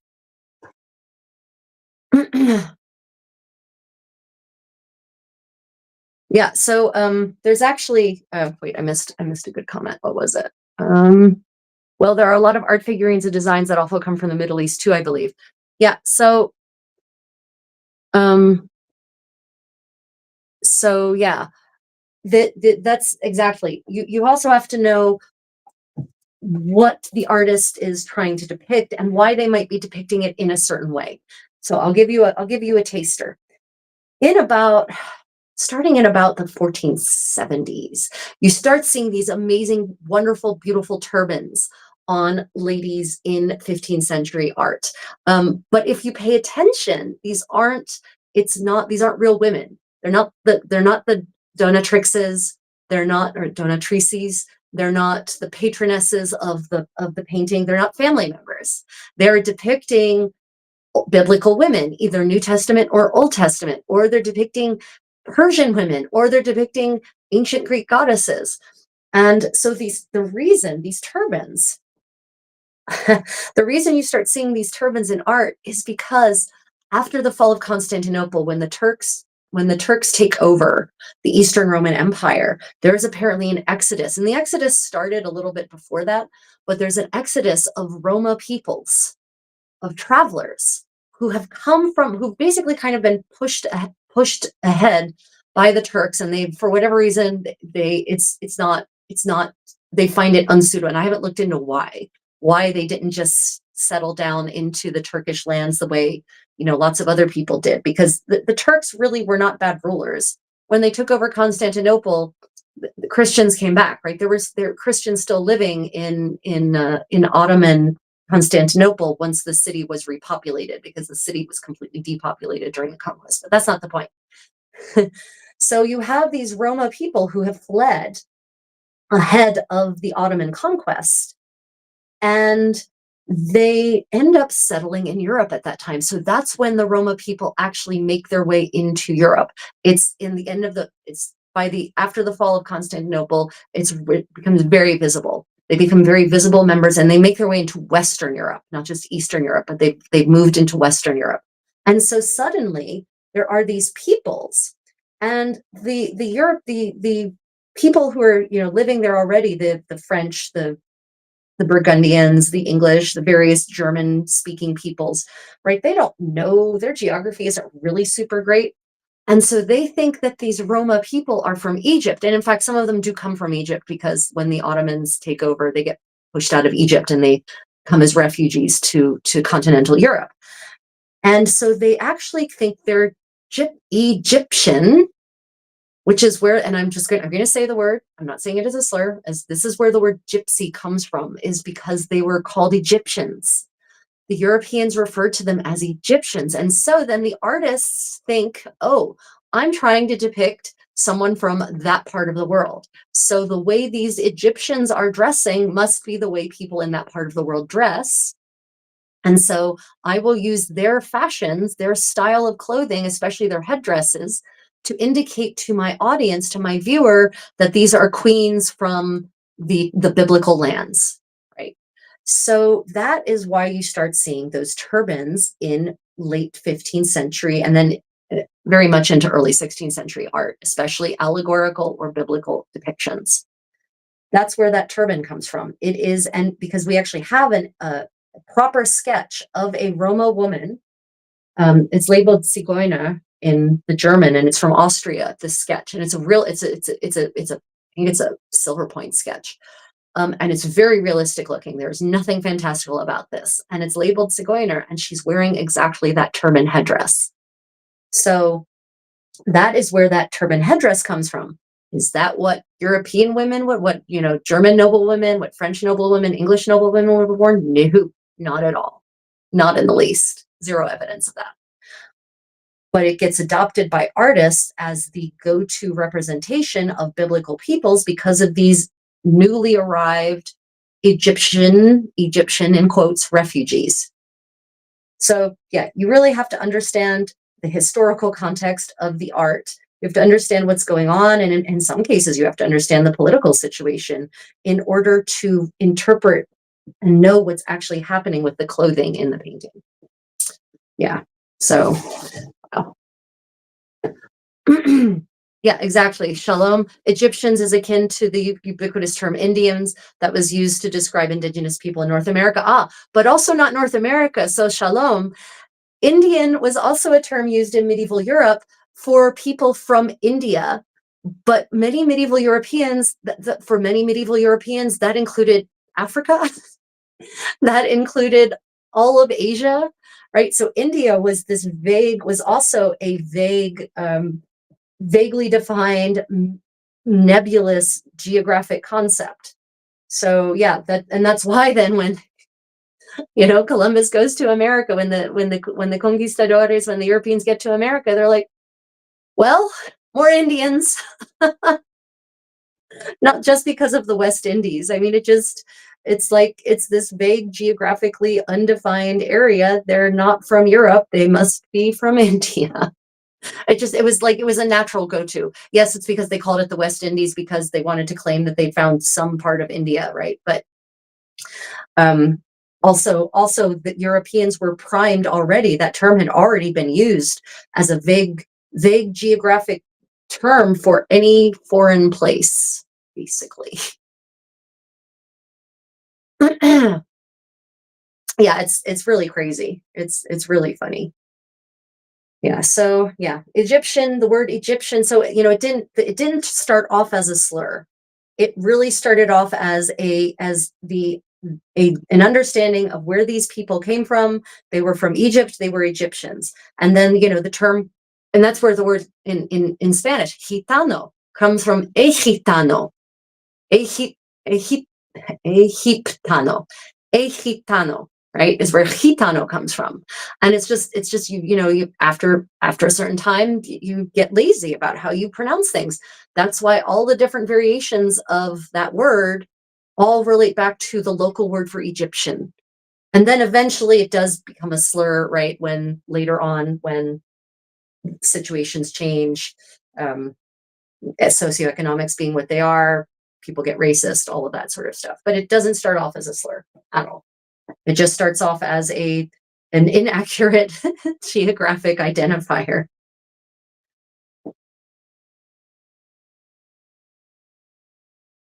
Yeah, I mean, so to be honest, most peoples throughout history have looked at other countries and been like, nice country, I'm going to call it mine. I mean, Europe that didn't start in Europe. It's a universal concept. Everyone is always, tribalism leads us to form these tribal groups. And then we want more resources, and we look at the resources we don't have, and we look at resources that other tribes have, and then we want to take them over, right? That is not a new concept at all. I mean, yeah, Europeans have also committed their fair share of atrocities in the name of conquest, but you know what? That's you study world history, you're going to find it's a pretty common situation. Pretty common situation. You don't even want to get into what the Japanese did during their colonization of Asia. You really don't. Yeah, so not just a European thing. And Europe has been colonized multiple times by multiple groups of people who've come in. The migratory peoples, the Goths, the Ostrogoths, the Visigoths, the Vandals. Um, they all were steppes people. They were from Asia, and they came in and took over and colonized. Um, you know, England, highly colonized. England might be one of the most, ironically, England might be one of the most repeatedly colonized islands on the planet. It can't win. It can't win for losing in the colonial wars, man. There are always new peoples coming in and colonizing modern day England. Starting back from the earliest Indo-European days. It's just flood of people after flood of people after flood of people with new culture, new language, new way of doing things. It's one of the reasons English is such a mess as a language, actually. Um, I can say that because I'm a native English speaker. English is a mess. It is an utter mess. If any language needs like solid reformation, at least in its orthography, it is definitely English. Yeah, it is not, and I'm not saying that European powers did not commit their fair share of atrocities in their various periods of colonization. Looking at you, Belgium. But that's unfortunately that seems to be the way we humans roll.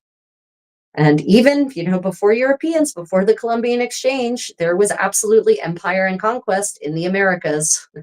The myth of the so-called noble savage living peacefully is actually an invention of the Europeans, 18th century Enlightenment thinkers. The noble savage living peacefully and simply in their Garden of Eden, right? And never engaging in violence and never trying to take over each other's territory. That's not true either. The Americas were absolutely not a monolith over the 14,000 years of human habitation, even before the Columbian Exchange. So just like in the rest of the world, you had more bellicose peoples and you had less bellicose peoples. You had tribes that were more power hungry and tribes that were less power hungry. By tribes, I mean groups of people. Sort of in the more general word, this group versus that group. It's just part of the human condition. Right. This is a medieval sewing party, Peter Snyder, and I am holding forth about various topics of medieval history, and sometimes we wander into other areas also, but generally I focus on medieval European or medieval Korean history. So yeah, it's a sewing party. You're welcome to join and listen if you want to get creative and work on something. What's everyone working on today? I know that Han, aka Twitchy Witch, is working on probably working on the same thing I am, maybe. Yeah, I also, if I get done with this before our time is up, then I actually have my medieval pair of Korean underskirt. It's actually kind of like culottes, actually. It's really how I would describe this garment, if you know what culottes are. And just check, I love this hemp so much. It's amazing. This is my first time working with hemp. I have some hemp garments, but this is my first time working with it. And even after laundering, it still has this amazing body to it. Hemp is, by the way, possibly the best fiber for hot conditions. Hemp and ramie are actually slightly better than linen. So yeah, this is definitely what you need in a country that has monsoons. Oh dear. Yeah, I definitely need to pin this to my head. Let's see if I can just do that now. Find something to which to pin it. I'm not wearing I should have brought the band. I didn't bring the black band. So some of you have seen, that's what I need. I need that black band. Some of you have seen this is crooked. It's crooked. Some of you have seen in pictures from the second half of the 15th century, there's this loop on these ladies' foreheads. Even in Italy, actually, you can see that loop. And sometimes you see this black band peeking out from underneath of their headdresses. That's an actual strip of either velvet or some kind of nice tablet woven narrowware or something like that. And it's basically like a headband. It goes all the way around the circumference of the head and it holds the hair back and it keeps your hair nice and neat. And it also provides a point to which you can pin things like kerchiefs and other parts of headdresses. And I should have put mine on. I'm sorry, I forgot to do that this morning. I'll bring it out next week. Oh, welcome, Vegan Beauty. Thank you for joining. I discovered the Society for Creative Anachronism when I was 15, and before that, I thought I would actually have to form my own medieval living history group. But that was before the internet, really, or at the advent of the internet, and so I didn't even know there was such a thing as medieval living history groups in America. And then I found the SCA. Yep. So that is where I got my start many years ago. Yeah. Okay. So almost finished with this rolled hem.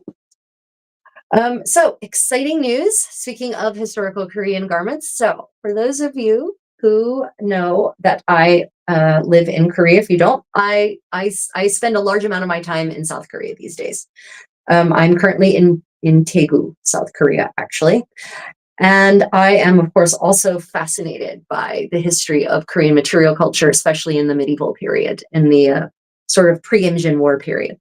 And the Imjin War is at the end of the 16th century. Ironic that, the death of Elizabeth, which is kind of like this, everyone looks at that as a big turning point in history, in European history, culturally speaking. And is that the same, at the same time, at the end of the 16th century in Korea, there's this war with Japan happening that completely changes the Joseon in forever.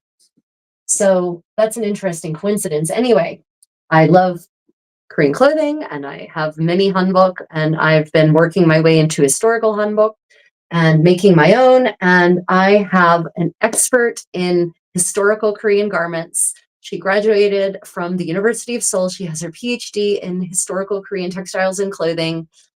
Professor Dr. Kim Min-ji. She's a Daegu native, and she's going to come on my channel, everyone. I'm going to have her live in February. So we'll be doing a live Q&A. She'll be talking specifically about Korean clothing from 500 to 1600, what we know, and from the focus of recreating it.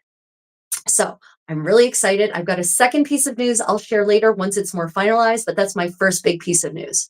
So I will have an expert on historical Korean garments on my channel in February. She is very friendly. She's a lovely person. I'm very excited to have her on. And she's going to be talking about extant Korean garments. She's going to be talking about how they were put together, what they were made out of. So come on to the live stream, and where we haven't decided the format yet. If I don't think we'll be able to really go completely crazy with a free live chat, but it will be a live stream, and then we'll probably do a Q&A session at the end. But I'm really excited to have her on my channel. I've seen her on the Korean Society, the Koreana Society. I've seen other presentations of hers. She's great. And she is a co-author of the book, A Dress History of Korea, for those of you who know that. Yeah. Twitchy Witch, I figured out the triple seam. It's on here now. I figured it out. I went and found a video on it because the words were not sufficient. I haven't finished it yet though. It's amazing. The triple seam. Yeah, it produces the most amazing, gorgeous, clean joint you can imagine. And if you're working in the right fabric, teeny tiny. It's called kike or gopsol in Korean.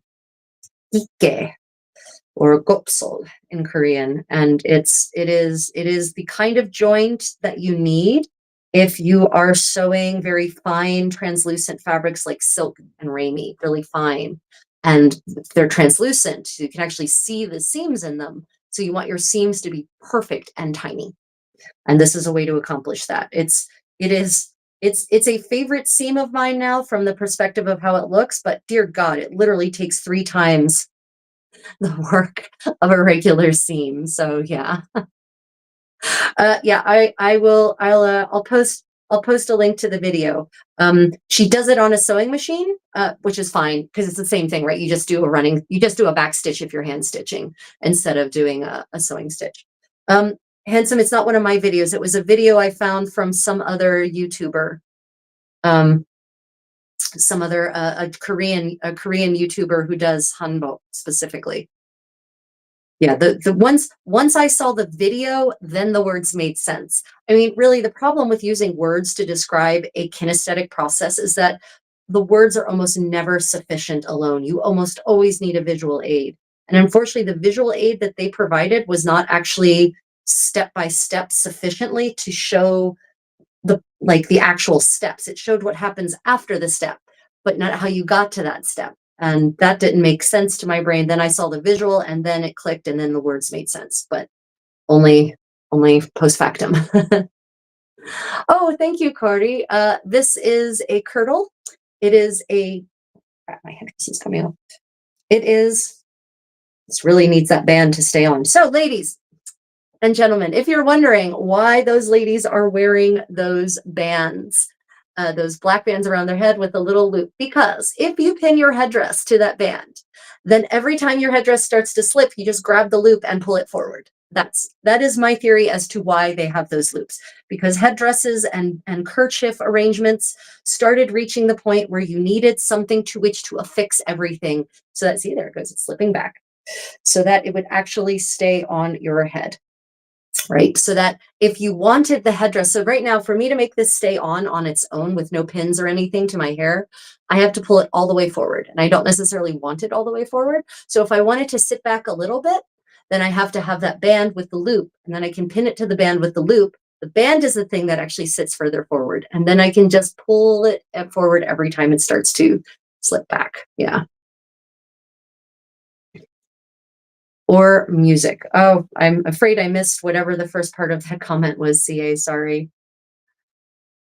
Yeah, so very excited to have Kim Min Ji on, and I'm starting my journey in making historical Korean garments.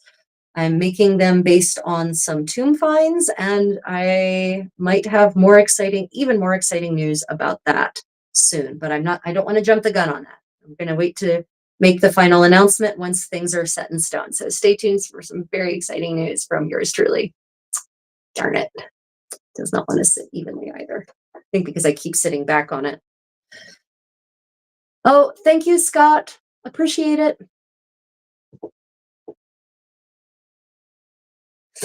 Right. So, speaking of historical Korean garments, I had a question about Korean mummies, actually.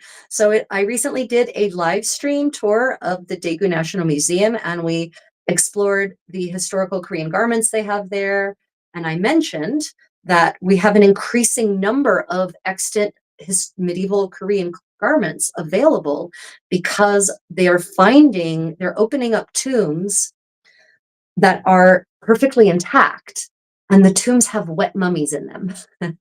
And first off, a lot of people went, oh my God, the word wet mummy just gives me the creeps, fills me with horror. And I'm like, well, it is actually, the wet mummies do look it is a little rough, because wet mummies are well preserved enough that you can see the person, but also you can kind of see your future. Remember, you are mortal. But the conditions that allow a body to be preserved are the same conditions that allow clothing to be preserved. And so the person asked me, and this was a great question, how were they preserved? Was this part of an intentional embalming and preservation process, or was it accidental? Well, I went and I take all these questions very seriously. And I went and I found an archaeological report and research paper analysis on wet mummies in Asia. Very scientific. It was fantastic. And they actually talked about all of the examination they did of the wet mummies. They scoped them, they imaged them, they, did, in some cases, they did autopsies. Now, granted, this is all with the permission of the family members, because the family members, the descendants of these people, are generally still around. So this is not, they are not desecrating a grave. This is Koreans examining Koreans, not, some colonial power, but vandalizing tombs and tomb raiding. But what they found is that all the tissues of these mummies are perfectly preserved, and they're still vivid. That was the word they used, vivid. That the organs still look perfectly like organs. It looks like they could start functioning again. Brain tissue, perfectly preserved, a little shrunk, but perfectly preserved. All of the texture and vessels still intact. And so they started looking at, well, why is this happening? And they looked, what they found is that there's no embalming fluid.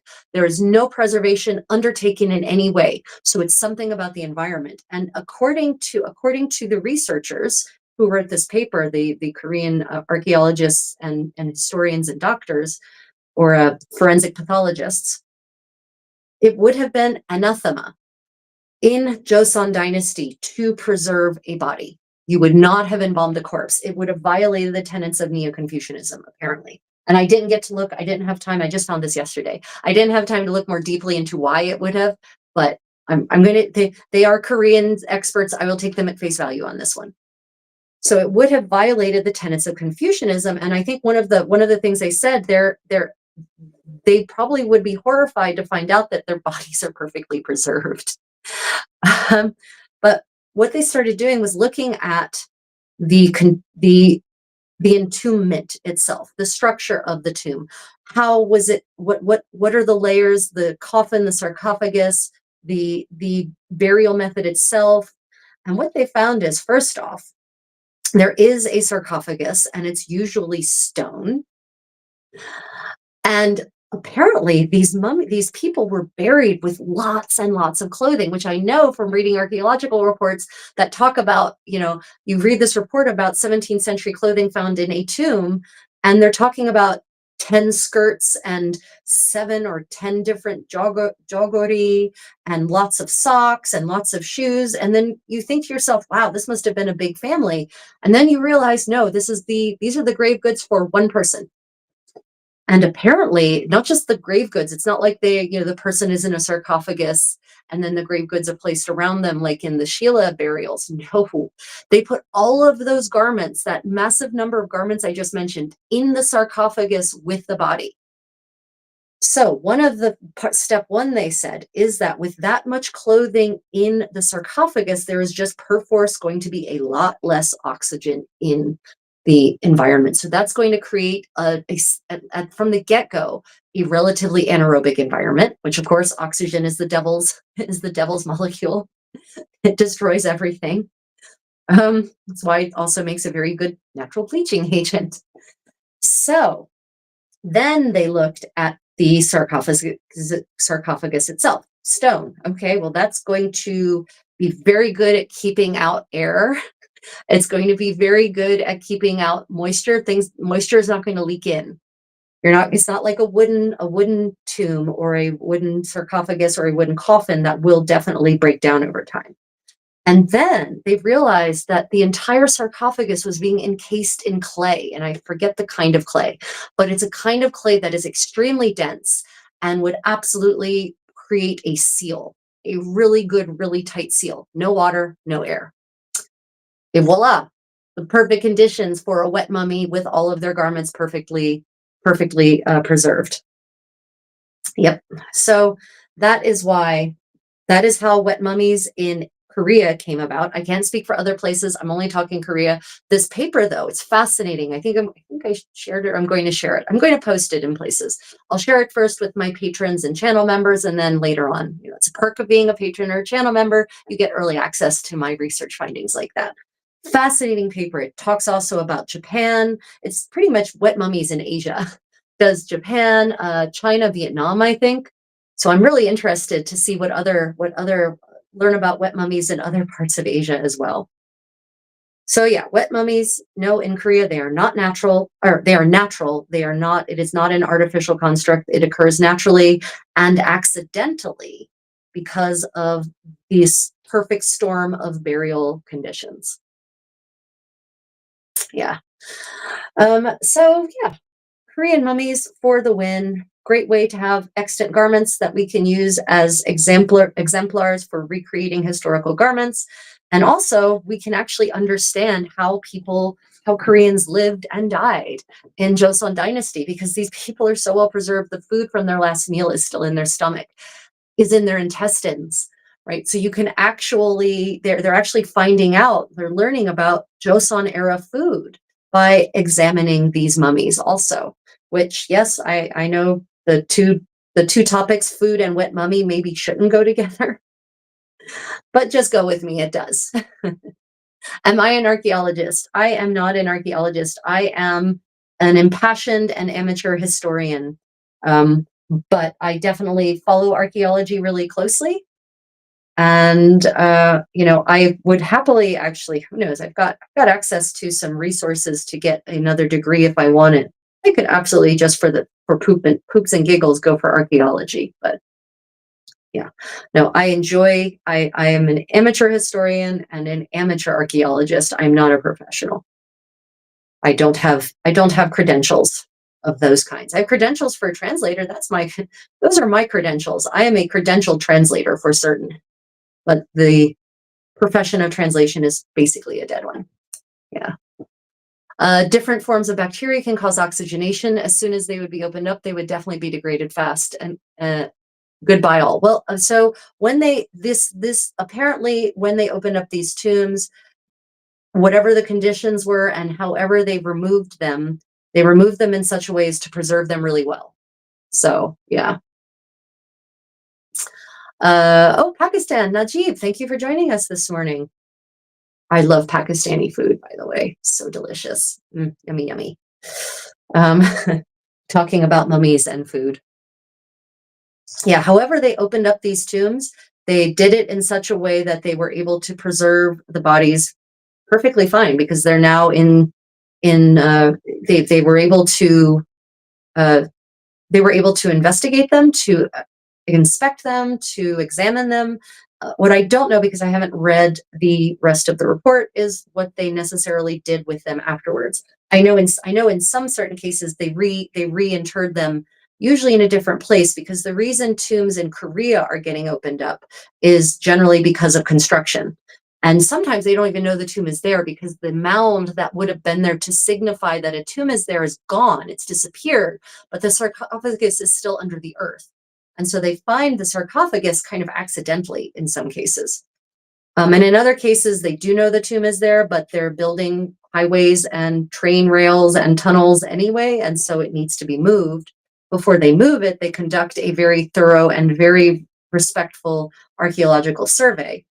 And in those cases specifically, they nearly always reinter the deceased after examination and after studying the gravesite, but in a different place, because obviously the place where it was is no longer an option. It's going to become an apartment building, a highway, or some other needed bit of infrastructure for a country where 70% of the territory is mountainous and only 30% is actually suitable for human habitation. Oh yeah, was there a question about my collar? Yeah, Armor and Castings for the win.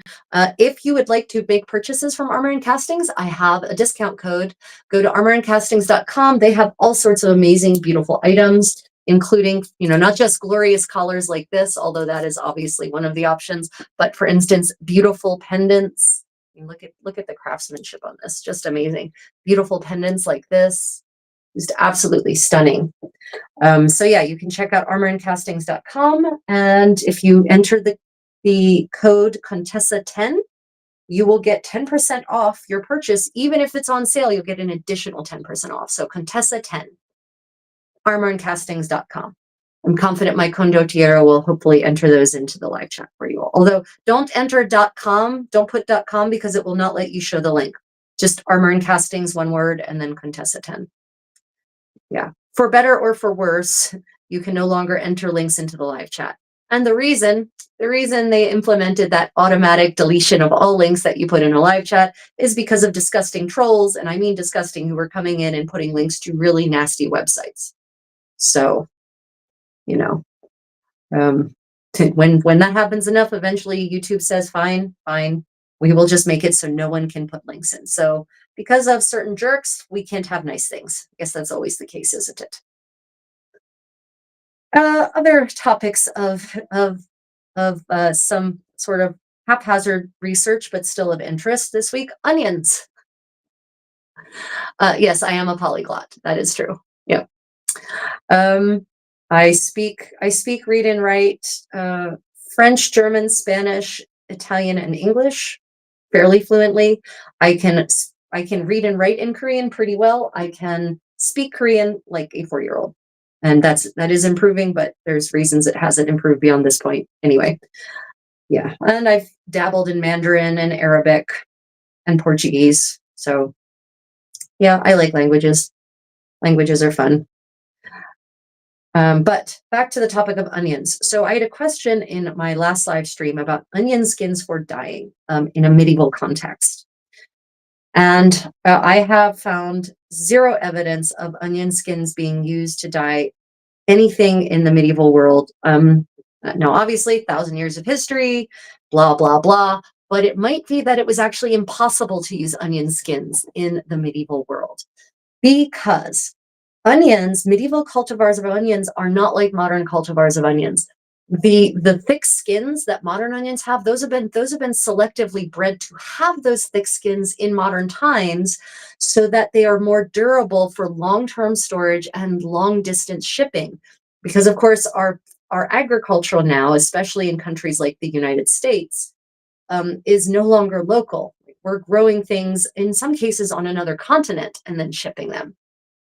What that means is things have to be bred to be more durable. And so those thick onion skins that people started using in the 70s, 60s, or 70s during the arts and crafts movement, those were the consequence of selective breeding so that the onions will survive the transport and storage process.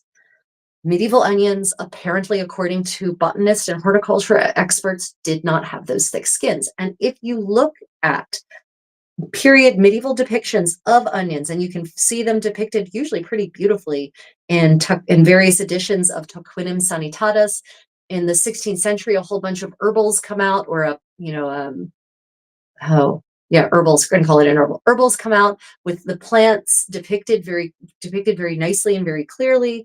You're going to see that they don't look like modern yellow onions. And in fact, the onions that are depicted in Taquinum Sanitatis are white and red, and very white. And so the reason I think that you don't find any evidence of onion skins being used for dyeing in the medieval period is because the onions didn't have the skins you needed for onion skin dyeing.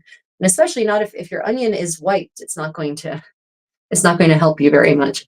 Oh, thank you. Oh gosh, Kizors, really appreciate that. Oh, that's so generous of you. Yeah, so they do when extant medieval garments are scientifically examined, they generally, if they can do so without destroying the garment or destroying the textile in question, they do absolutely do an analysis. They analyze the dye stuffs. See, first off, are there dye stuffs present? Right. So they do an analysis of the dye stuffs. And I was unable to find any evidence of any extant textiles that show the dye stuff that comes from onions. There's not a single archaeological report I've read that identifies the dye stuff as being potentially even of onion origin. But also not a single medieval dyeing manual I've ever read, and there are multiple, or even manuals on pigments, mention onion skins in any way, shape, or form, or onions at all, actually. But what is interesting is the medieval view of onions and their properties. So apparently onions were hot and wet in terms of their humors, and they were considered to not be nutritious raw. The official view of onions from the experts in nutrition in the Middle Ages, they really thought that onions had no nutrition if they were raw, that you had to cook them to get nutrition out of them. Ironic, because of course especially a lot of medieval cooking techniques like boiling actually remove the nutrients from the foodstuff. There are some forms of thermal acceleration. There are some foodstuffs, some micronutrients that will be increased by thermal acceleration, i.e. applying heat, cooking, but not many. Most micronutrients are broken down by the cooking process, and especially by one. It's not in boiling. It's not that they're broken down. Boiling doesn't break down the micronutrients usually. It sucks the micronutrients out of the food. So if you don't consume the water, then you're actually throwing out the micronutrients that have been sucked out of the food. But according to one of the health manuals I read from 14th century Italy, if you have to boil your onions twice. And I'm going to actually imagine that the first boiling was to kill off any of the microbiota that resulted from using night soil. or any kind of fertilizer that was fecal matter based. Someone figured out that if you boiled it once, it didn't kill you or make you regret your life choices. And if you boiled it twice, even better. So yeah, um, onions onions were considered to not be nutritious unless you cooked them very well in tea, which is pretty funny. But they've been used in European cuisine for at least 2,000 years, if not longer. And I say at least because I didn't look back before the Roman Empire. But onions actually originate in Asia. They come from Central or Eastern Asia is where the original onion plants come from. So they are actually not European in their origin at all. They are Asian. And of course, they are therefore an old world plant. We brought onions to the Americas. They had something that was similar, but it wasn't an onion. I seem to recall I didn't chase that rabbit hole down any further either, because then some other rabbit holes popped up. You all know, you all know how I do research. Shalom, appreciate you joining. Thank you so much. Yeah, everyone, don't forget to like and subscribe. And if you're on a mobile device, if you double tap your screen, it will automatically like. For YouTube, I don't know if that works for Twitch or for Facebook, for those of you who are from those platforms. By the way, if you are on those platforms, I apologize. For some reason, I am not being shown your comment stream. So I'm so sorry about that. I can't imagine life without onions, right? It's a little hard, right? Well, I mean, so many of you, can you imagine life without tomatoes, right? Tomatoes are a New World plant. They did not make it into European cuisine until the 18th century. Can you imagine, for those of you from India or Pakistan or Afghanistan, can you imagine your curries without tomato paste or, tomato puree, right? So many curries now have fundamentally, or peppers. Can you imagine your cuisines without peppers, right? There are so many things that have become an integral part of European and Asian cuisine that are not even a little bit on the horizon until Columbus, goes and wreaks havoc in the New World. So yeah, it's amazing how those, and I mean, same thing for in the New World for traditional cuisines in Central and South America. Like onions have become a really big part of some of those cuisines, but they're not from the Americas. It's really interesting how that exchange, how the Columbian exchange, as it's referred to historically, revolutionized food across the world. Both sides of the exchange. Cardamom pods are old world. Those are old world. Yeah. So I always tell people, now you might not know this, some people don't, but there are medieval Indian cookbooks, especially from the Mughal Empire, from the court of the Mughals, so to say. There are, of course, lots of medieval Middle Eastern and Arabic cookbooks. So you can actually see what medieval Indian food was what it was like before the Columbian exchange, what Middle Eastern food was like before the Columbian exchange, before potatoes, peppers, and tomatoes, which are now very fundamental parts of those cuisines, right? Yeah. So yeah, cardamom, most spices as we know them are from the Spice Islands, right? They're from Sri Lanka, they're from Indonesia originally, and then they've since made their way into places like India. But like originally, they apparently originated in Indonesia, the Indonesian islands, and Sri Lanka.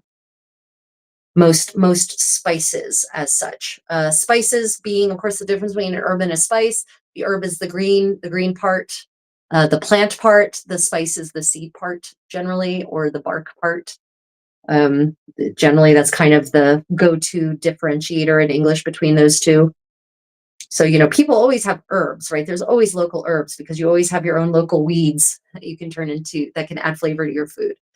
But, a lot of things that are spices, pepper. Can you imagine? Black pepper is not the same, by the way, is not at all related in any way to the pepper plant, to capsicum. not at all related to capsicum in any way, shape, or form. I think my theory is, and I haven't backed this up with any facts, but my theory is linguistically, we have pepper first, peppercorns in English first. And then when these, these chili peppers, these chilies come over, I think they must call them chili pepper because, black pepper is spicy, right? Have you ever bitten into a peppercorn? You will know whereof I speak. So then you've got these chilies, right? And they bite into it and it's also spicy. So my feeling is that even though it's a different kind of spicy, that probably some Englishman or English woman went, oh yeah, it's just like pepper, right? Oh, it's a chili pepper. A theory I have, could be complete nonsense. Could be complete nonsense. I have not backed it up in any way, shape, or form. Yeah, right. Takeda, turnips, the medieval potato, absolutely the root vegetable par excellence. So takeda, one of the tastiest ways. Yeah, peppers are a nightshade, just like potatoes are. You're right. One of the tastiest ways to eat turnips is armored turnips, and that's basically you slice them and you layer them with cheese, and they're baked, and it is a medieval dish. So armored turnips for the win, man. But yeah, you're right. Potatoes are not medieval. Turnips were a starchy root of choice,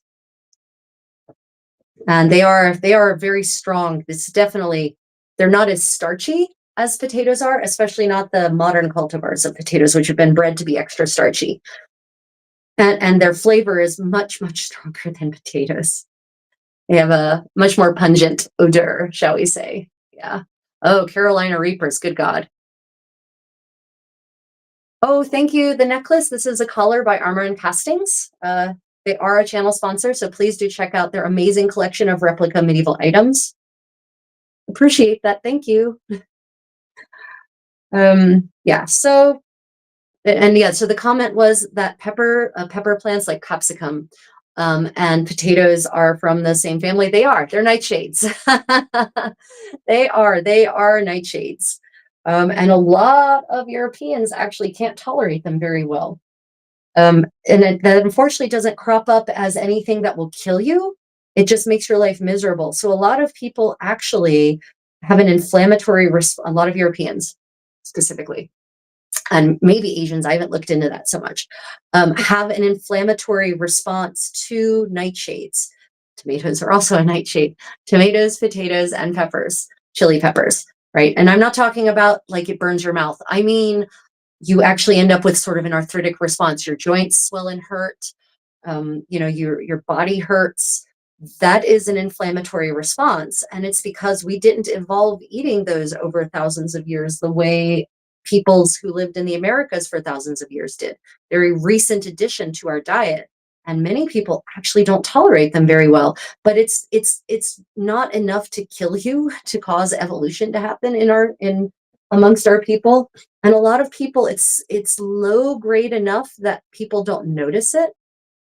But if you suffer from chronic joint pain, hear me out, people. You might want to consider an elimination diet. Limit the nightshades from your diet. Limit the potatoes, tomatoes, peppers, eggplant, unfortunately, is also a nightshade. Eliminate that from your diet and find out what the other nightshades are. And see if after several months of not eating them in any way, shape, or form, you don't notice a difference in how you feel.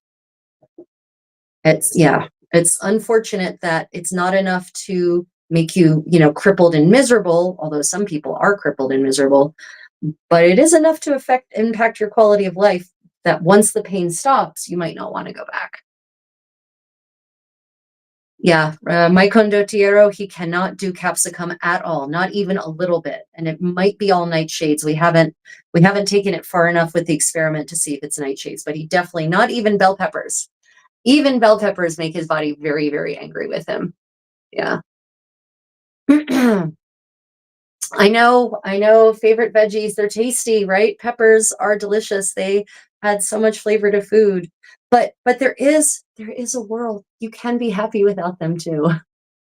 Yeah, I know, potatoes, tomatoes, and aubergines. I know they're fundamental to, I mean, God, some of my favorite Turkish and Middle Eastern, Persian, Indian dishes are heavily eggplant based. It would be Moroccan. I mean, God, there's so many delicious things you can do with eggplant. Oh my God, it would be sad to be without them. And you have to choose for you, right? You have to decide if you suffer from real joint pain, is it worth continuing to eat these foods that might be causing it? You can find out if they are by the elimination diet, or if you just don't care, right? Like that's totally a respectable choice. Who are you? I am the Contessa. I'm the creative Contessa. You're welcome to my medieval sewing party. We are sewing and chatting about anything that pops into my head. We were talking about onions, and then we got on the topic of the pre-Columbian exchange. And then I posited everyone imagining their respective local cuisines without tomatoes, potatoes, and chili peppers, specifically if you're Eurasian, you're Europe, Asia, or of Eurasian descent, right? Imagine your cuisine without those items, because before Columbus stumbled across the Americas, European and Asian cuisines didn't have potatoes, didn't have tomatoes, didn't have chili peppers, or anything related to them. Yeah. So, oh, thank you, Mimi. That's really sweet. Appreciate that. Oh, are artichokes also a nightshade? No, artichokes are definitely medieval. But were you saying that they're a nightshade as well?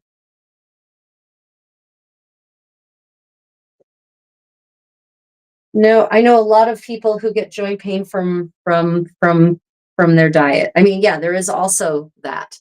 That is also a cause of it. Oh, hummus, yeah, chickpeas. I love hummus.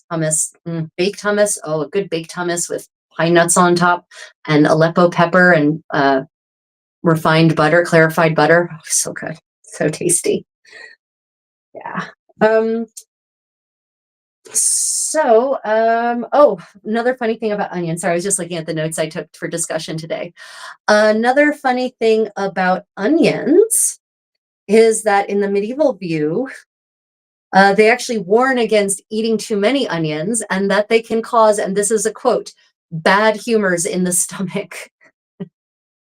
I'm pretty certain that bad humors in the stomach is code language for bad humors that other people will also smell.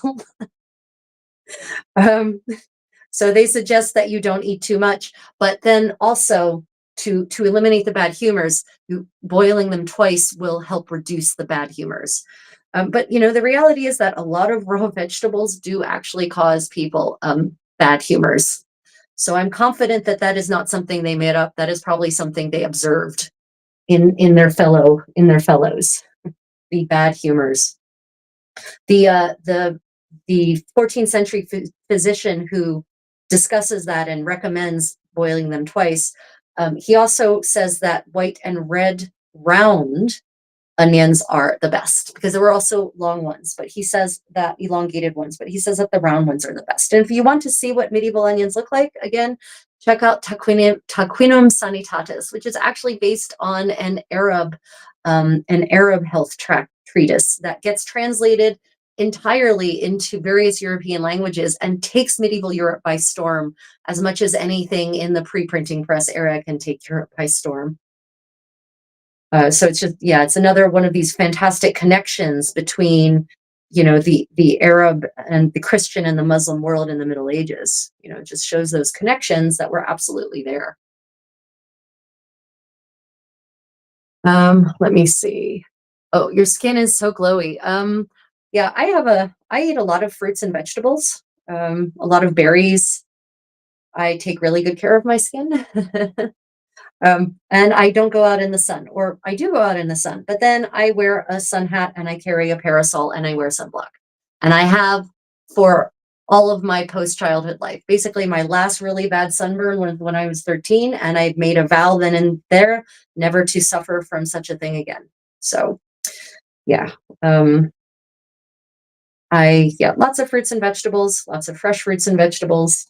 I eat a salad with lots of with dense salad greens every single day. Lots of olive oil, lots of butter, grass-fed butter, Kerrygold for the win. And yeah, berries. Like I love cranberries, and I eat raw. I do actually eat raw, unsweetened cranberries. I love them very much. So lots of berries. Berries are very good for your skin. Also, avoid the sun. Yeah. And no, I don't wear makeup. I do not wear makeup in my videos. This is me. You get the me. I don't have the patience. I never learned how, and I don't feel like taking time out of my life to learn how to apply makeup to myself. So this is me. No filters, no makeup, no nothing. This is the real me. Yep. So that is the Contessa promise. In some of my videos, I might be wearing sunblock if I'm outside. And that has titanium dioxide in it because I wear a mineral blocker. So that will actually make me even whiter, but really I am just white. I just am. This is my skin color. Um, yeah. Yeah, I just don't have the patience for it. I really don't. Oh, so let's see. Other things I have been reading up on lately. I have been spending a lot of time exploring historical Korean clothing because of this other bit of news I will be announcing. I know I'm big booking, but go with me. I don't want to announce it until it's too soon. My origin, so I am American. I was raised in Delaware, in the tiny little state of Delaware on the East Coast, but I emigrated to Europe when I was 22. Um, a big part of my genetic heritage is absolutely English. Some of my ancestors came over on the Mayflower in 1620 and settled the Plymouth colony. So there is absolutely a component of that. There's also a lot of Irish in my blood from more recent immigration. So that's probably also, that complexion is also probably coming through. It's also probably why my hair has distinctly red hues to it, especially in the sunlight.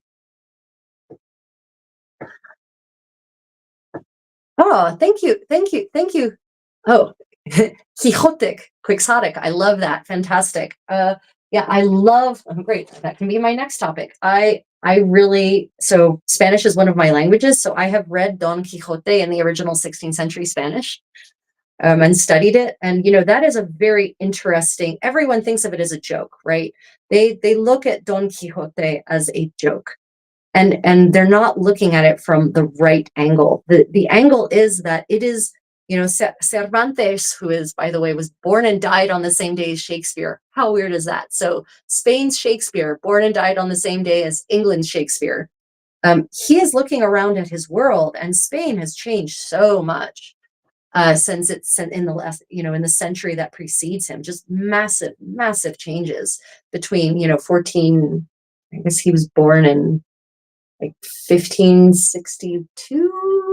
That might be the right date. But anyway, roughly 100 years before that. So between the 1460s and the 1560s, so much has changed, right? Spain is a whole different world, and it's definitely a much harder world. It's definitely a darker world, especially, you've got, and I'm referring to the historical version of the Spanish Inquisition, not the sensationalized nonsense that Protestants were writing about it. Either way, you've got a much more institutionalized, much more powerful Inquisition. You've got mercantilism. It's a very dog eat dog world. Spain of the 16th century is, and so Don Quixote is looking, or Cervantes is looking around at his world, and of course he's very literate. He has read all of the romances, the medieval not all of them. He's read, because there's so many, but he's read medieval romances. He's read the chivalric poetry and the chivalric tales, and he's looking at his world and he's realizing that world is absolutely dead. And so Don Quixote is a foil by which he can explore the sadness of that lost world, right? Of the knight errant, and maybe of a world that never quite existed in that manner, even, but did to a certain extent. For certain, we know that knight errantry was a real thing.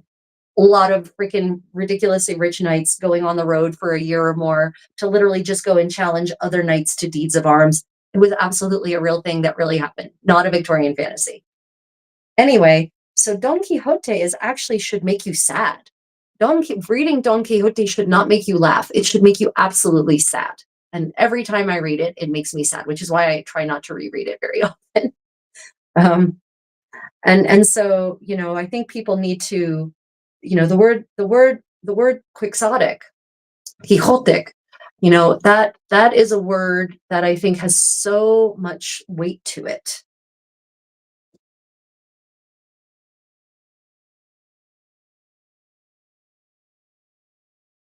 Oh, are we talking about the word quixotic, quixotic? Yeah, sorry. I have a very unique vocabulary. I read a lot. Yeah, yeah, exactly. Don Quixote is a figure of deep alienation. Yeah, absolutely. Absolutely, Han. Right? It is, and actually if you think about it, there's a lot of lessons to be brought there because he's an elderly gentleman, right? He's an old man. He's very alone. I mean, he has some servants, he has a niece, right? But he doesn't have a daughter, I don't think, right? So he's this old man and he actually finally has a mental break. And I think there is something that should be a lesson to us, that in our old age we should try to surround ourselves with friends and family of whatever kind and engage, and that we younger people should therefore engage with the older members of our communities and keep them vigorous and part of the community and not let them become alienated and alone, right? There's a lesson there as well. Oh, thank you, Matthew Edward Meditz. Appreciate it. Hopefully you'll come back. Can I?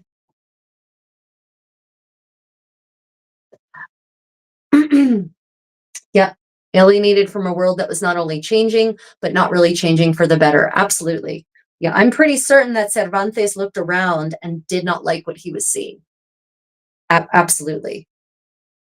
I mean, everyone, there's always, it brings us back to the topic of the golden age versus the dark age, right? Every generation has said about the generation that's upcoming that civilization is ending and that, this next generation will be the end of us. But at the same point, things are in fact always changing. And change can be for the better, but it can also really not be. And sometimes you have to look at the on the balance, are these changes creating a better society on the balance or not?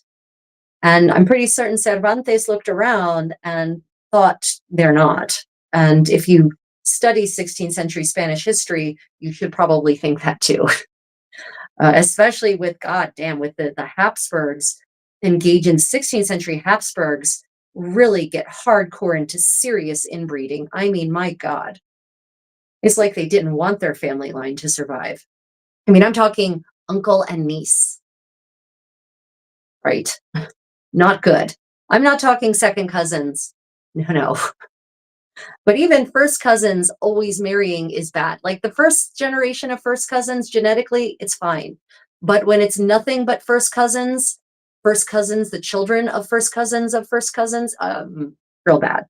That's why by the time you get to the not even the 17th century, it's a end of the 17th century, it's a pretty damn dire situation. Which is why the Habsburgs are a joke in amongst the royalty and the blue bloods of modern day Europe. Yeah. Oh, Alvaro, qué bonito.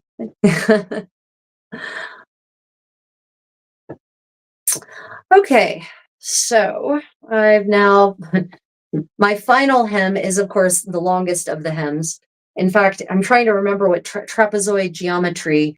There's some kind of neat formula that can help you calculate the length of the long parallel relative to the angle of the other and length of the other lines. But yeah, I think not certain if there's a vague yellow stain on this or if it's just the light in here. Well, either way, I'll launder the hell out of it. Anything that would have stained will go away. Unfortunately, uh, well, we move a lot for various for professional reasons, and unfortunately, the so-called professional movers that have often moved our stuff have been anything but professional, and often my fabric stores end up packed up with bottles of olive oil or bottles of alcohol. And then when you move your items across the ocean in crates on ships where things are thrown around and storms toss the seas, things inevitably break.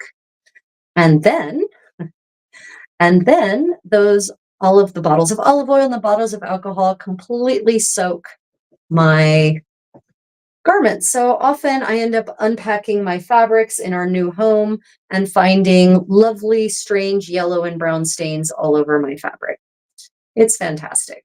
Yes, we can claim that we do get money for it, but of course I'm not just going to throw that fabric away. I'm going to try to reuse it. So, oh, thank you. Appreciate that. uh, I am Amish looking. This is okay. Anyone who thinks this is how the Amish dress, please look up Amish on Google right now. You're going to see this isn't how the Amish look at all. I wish there were a way that when people join the live stream for the first time, that this agreement box could pop up and it will say, I have read and understand that the Contessa is not Amish or Jewish or any particular religion. She is not dressing this way for religious, but for historical purposes. I agree. And then they enter. And then I don't have to answer that question ever again. Oh my goodness. Yes, I am not Amish. I am not Jewish. I am not my spiritual beliefs and or religious practices have zero to do with what I'm wearing right now. This is 15th century fashionable French clothing for a lady at home alone. Well, not alone, at home in her private quarters with her damsels probably, and maybe some of her courtiers as well. Probably, I should have a minstrel here playing some lovely music. Unfortunately, actually, I do have a minstrel in Korea. Yeah, I should get, you know what, Condottiero? I should definitely get Sakyun to come down for one of these and just play live lute music for my company, my guests, my companions. Would you all like to have some live lute music in an upcoming live stream? Let me know.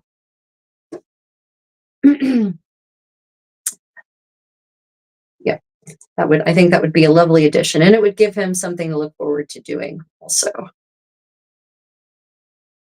Yeah, Sakyun, if you're watching, let me know if you'd like to come and do some live lute music during my live streams. You don't have to play for the whole time, just occasionally, because these live streams generally run about 3 hours. So yeah, in fact, we are coming up on that time. Okay, so everyone, coming up on that time where my legs are starting to go numb. So I've set up a new studio area in the apartment, one that's not my living room, so it can just be the studio.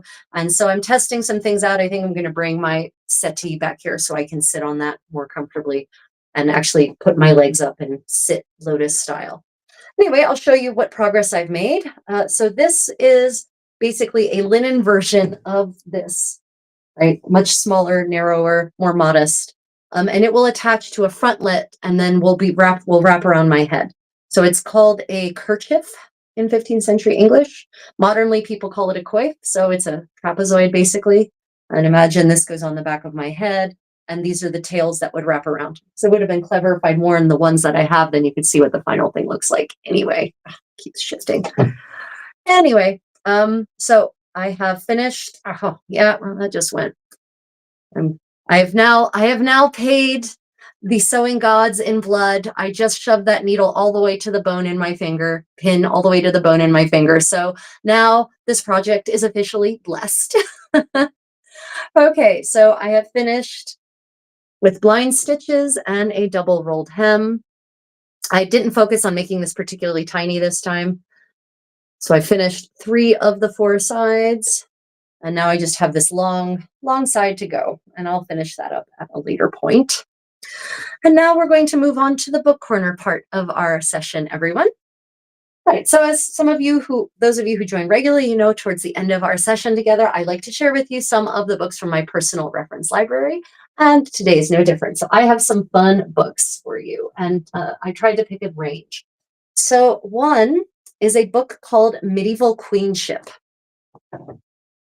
And this is great because it focuses on how queens lived their lives, what they did in, what professional obligations they had as queens, how they became queen, what their lives were like as queens. And he does provide a lot of excerpts from primary sources, but this absolutely is a secondary source. But it is a fantastic read. And will give you a very good idea of what medieval queenship was like, of what it was like to be a medieval queen in different places. So not just England, not just France, right? I thought he also talked about Spain. Maybe it is just England and France. It might be, oh no, Denmark. Okay, yeah. So he doesn't, he talks about Hungary, he talks about Denmark, he talks about England, he talks about France, across the medieval period. There's copious notes. And of course, as you all know, the endnotes and the footnotes are sometimes the most interesting parts of a book, right? So, Medieval Queenship for the Win. It is edited by John Carmy Parsons. Right? So I can highly, highly recommend this book. Yep. Okay. It does also have some visuals in it, which are nice. Not too many though, but it provides things like visuals of very useful things for medieval dynasties, family trees, because you know they keep renaming them. They keep naming themselves the same thing over and over. Right? So medieval queenship, really interesting. Yeah, it's Chimi. I'm sorry, the camera just moved because Chimi has decided it's time for Chimi pets. Come on, Chimi, do you want to get up, baby? Okay. It's one of my babies. This is Chimi, everyone. Chimi is the one who has the white face with the little black hat and not the folded ears. That's Chimi. If I actually had more of a seat, he would actually sit up here with me. He's turned into a lap kitty after almost 2 years with us, a year and a half with us anyway. Okay, now I normally do 15th century, right? But that doesn't mean that's all I learn about or study or this keeps shifting. I definitely need to pin it to the band next time. Oh, I know why. I pinned it to the wrong part of my hair. Oh, well. Right, so this is Dress in Anglo-Saxon England. And it is by Gail Owen Crocker. She is a very good fashion historian. She does good work. She absolutely does good work. Dress in Anglo-Saxon England. If you are interested in first millennium English clothing, this is it. This is what you want. She really does deep dives into the archaeological evidence. She talks about art. She talks about why art's dangerous.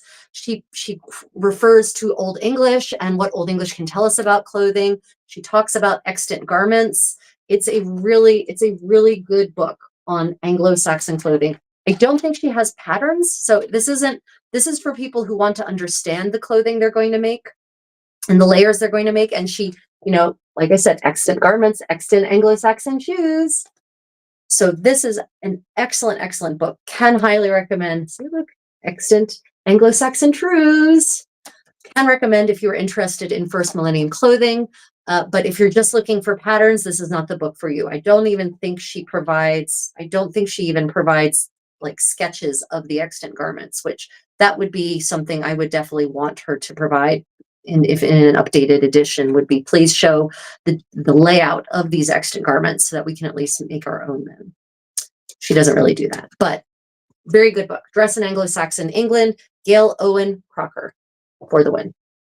Yeah, definitely a good book. So then medieval fabrications, dress, textiles, clothwork, and other cultural imaginings, from a series called The New Middle Ages, which is a very interesting series. You should check it out. This is basically a series of essays, of very in-depth essays looking at very specific things. So for instance, one of the very interesting essays is the Tristan slippers. So you see that triangle of leather there? That tooled leather is a piece from a patent, from a medieval overshoe. So the thing you would put over top of your shoe to go outside, platformed. And it depicts a scene from Tristan and Isolde. I mean, talk about seriously detailed leatherwork. And I know this is probably, the details probably not going to show up really well, but that actually depicts a famous scene from Tristan and Isolde. And apparently in the Netherlands in the 14th and 15th century, they found multiple extant shoes, these overshoes, these patents with the tooled scene, this exact scene tooled on it. So it seemed to have been super popular in the Netherlands. And so this article, this essay talks about that.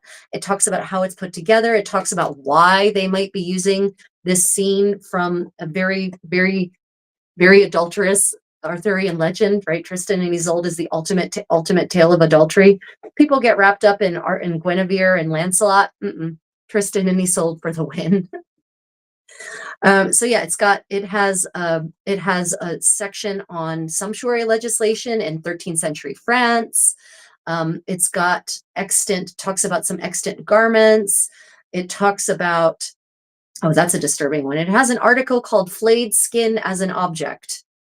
So yeah, that's an interesting article. I haven't read that one yet. It has an article on Griselda. If you know the tale of Patient Griselda, you should read that. It's a pretty famous medieval folk, or it's a folk tale that was famous in the Middle Ages, and it teaches all the wrong lessons, in my opinion. It talks about a tapestry that's actually a poem. So yeah, medieval fabrications. If you're interested in medieval textiles and clothing and the culture surrounding fashion, I can highly recommend this. You can definitely get this on interlibrary loan. Yep.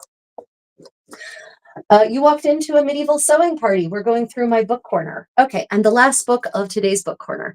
For those of you who are interested in hanbok and Korean clothing or historical Korean sewing, this is step one. It's a book called Kimson.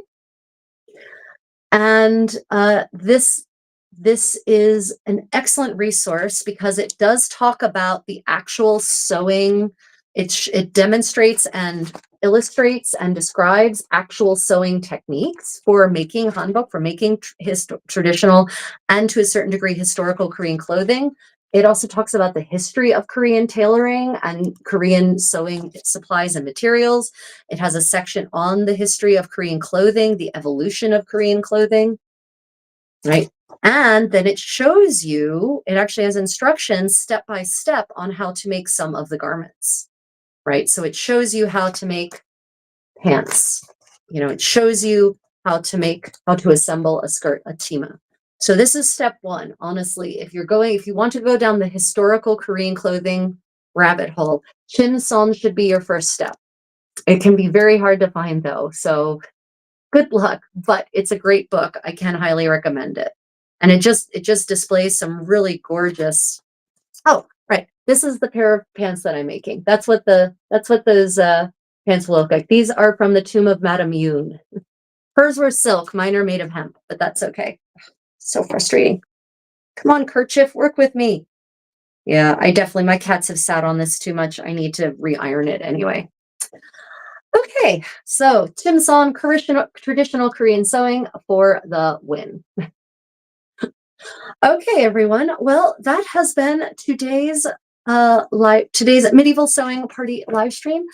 Are there any final questions? If you asked a question and I didn't get to it and it wasn't addressed by one of the many knowledgeable and lovely people in the live stream, when the video publishes, just post it in the comments and hopefully I will see it and then I can answer it there. If it posts on YouTube, I will definitely see it. If it posts on Facebook, I might see it. So yeah, can highly recommend all of these books. Otherwise, I really appreciate you all joining me today. Make sure if you've enjoyed this, like and subscribe, and on the notification bell, make sure you click all notifications if you want to be notified when I do my random, completely unscheduled medieval sewing party live streams, which do happen randomly and sometimes randomly out in Korea also. Yeah, there are so many fabulous Korean fiber arts. And in fact, this series is just one of several in this series. So other books in this series include Nanjeon, Korean lacquerware, so mother of pearl inlaying, and they include how to do it, right? It's not just about it. All of these books tell you how to do it. Natural dyeing the Korean way, making wooden furniture, Korean metal craft, Hanjijang, which is Korean paper making, Sagijang, which is ceramic making, Nubi, which is quilting, so traditional Korean quilting, Ongi, so that's earthenware. Ongijang is the earthenware pottery. And then, of course, this is Chimseonjang. This is the needlework one. Yeah. So, oh, good question from Takeda. Wait, hold on a minute. Takeda. Oh, the Kratzia. It's so lovely to see you. I really wish maybe you'll come to Pensick again someday. I really appreciate you joining in. Wait, what is Takeda? Quick question. Is the Discord access part of the Patreon subscriptions or something else? Discord access is absolutely part of the To My Creative Contessa. It is absolutely part of the Patreon subscriptions. I actually need to activate that. So none of my patrons have actually taken advantage of the Discord, as far as I can tell. No, yeah, Discord is absolutely part of the Patreon access and, excuse me, and my membership access. Thank you for reminding me about that.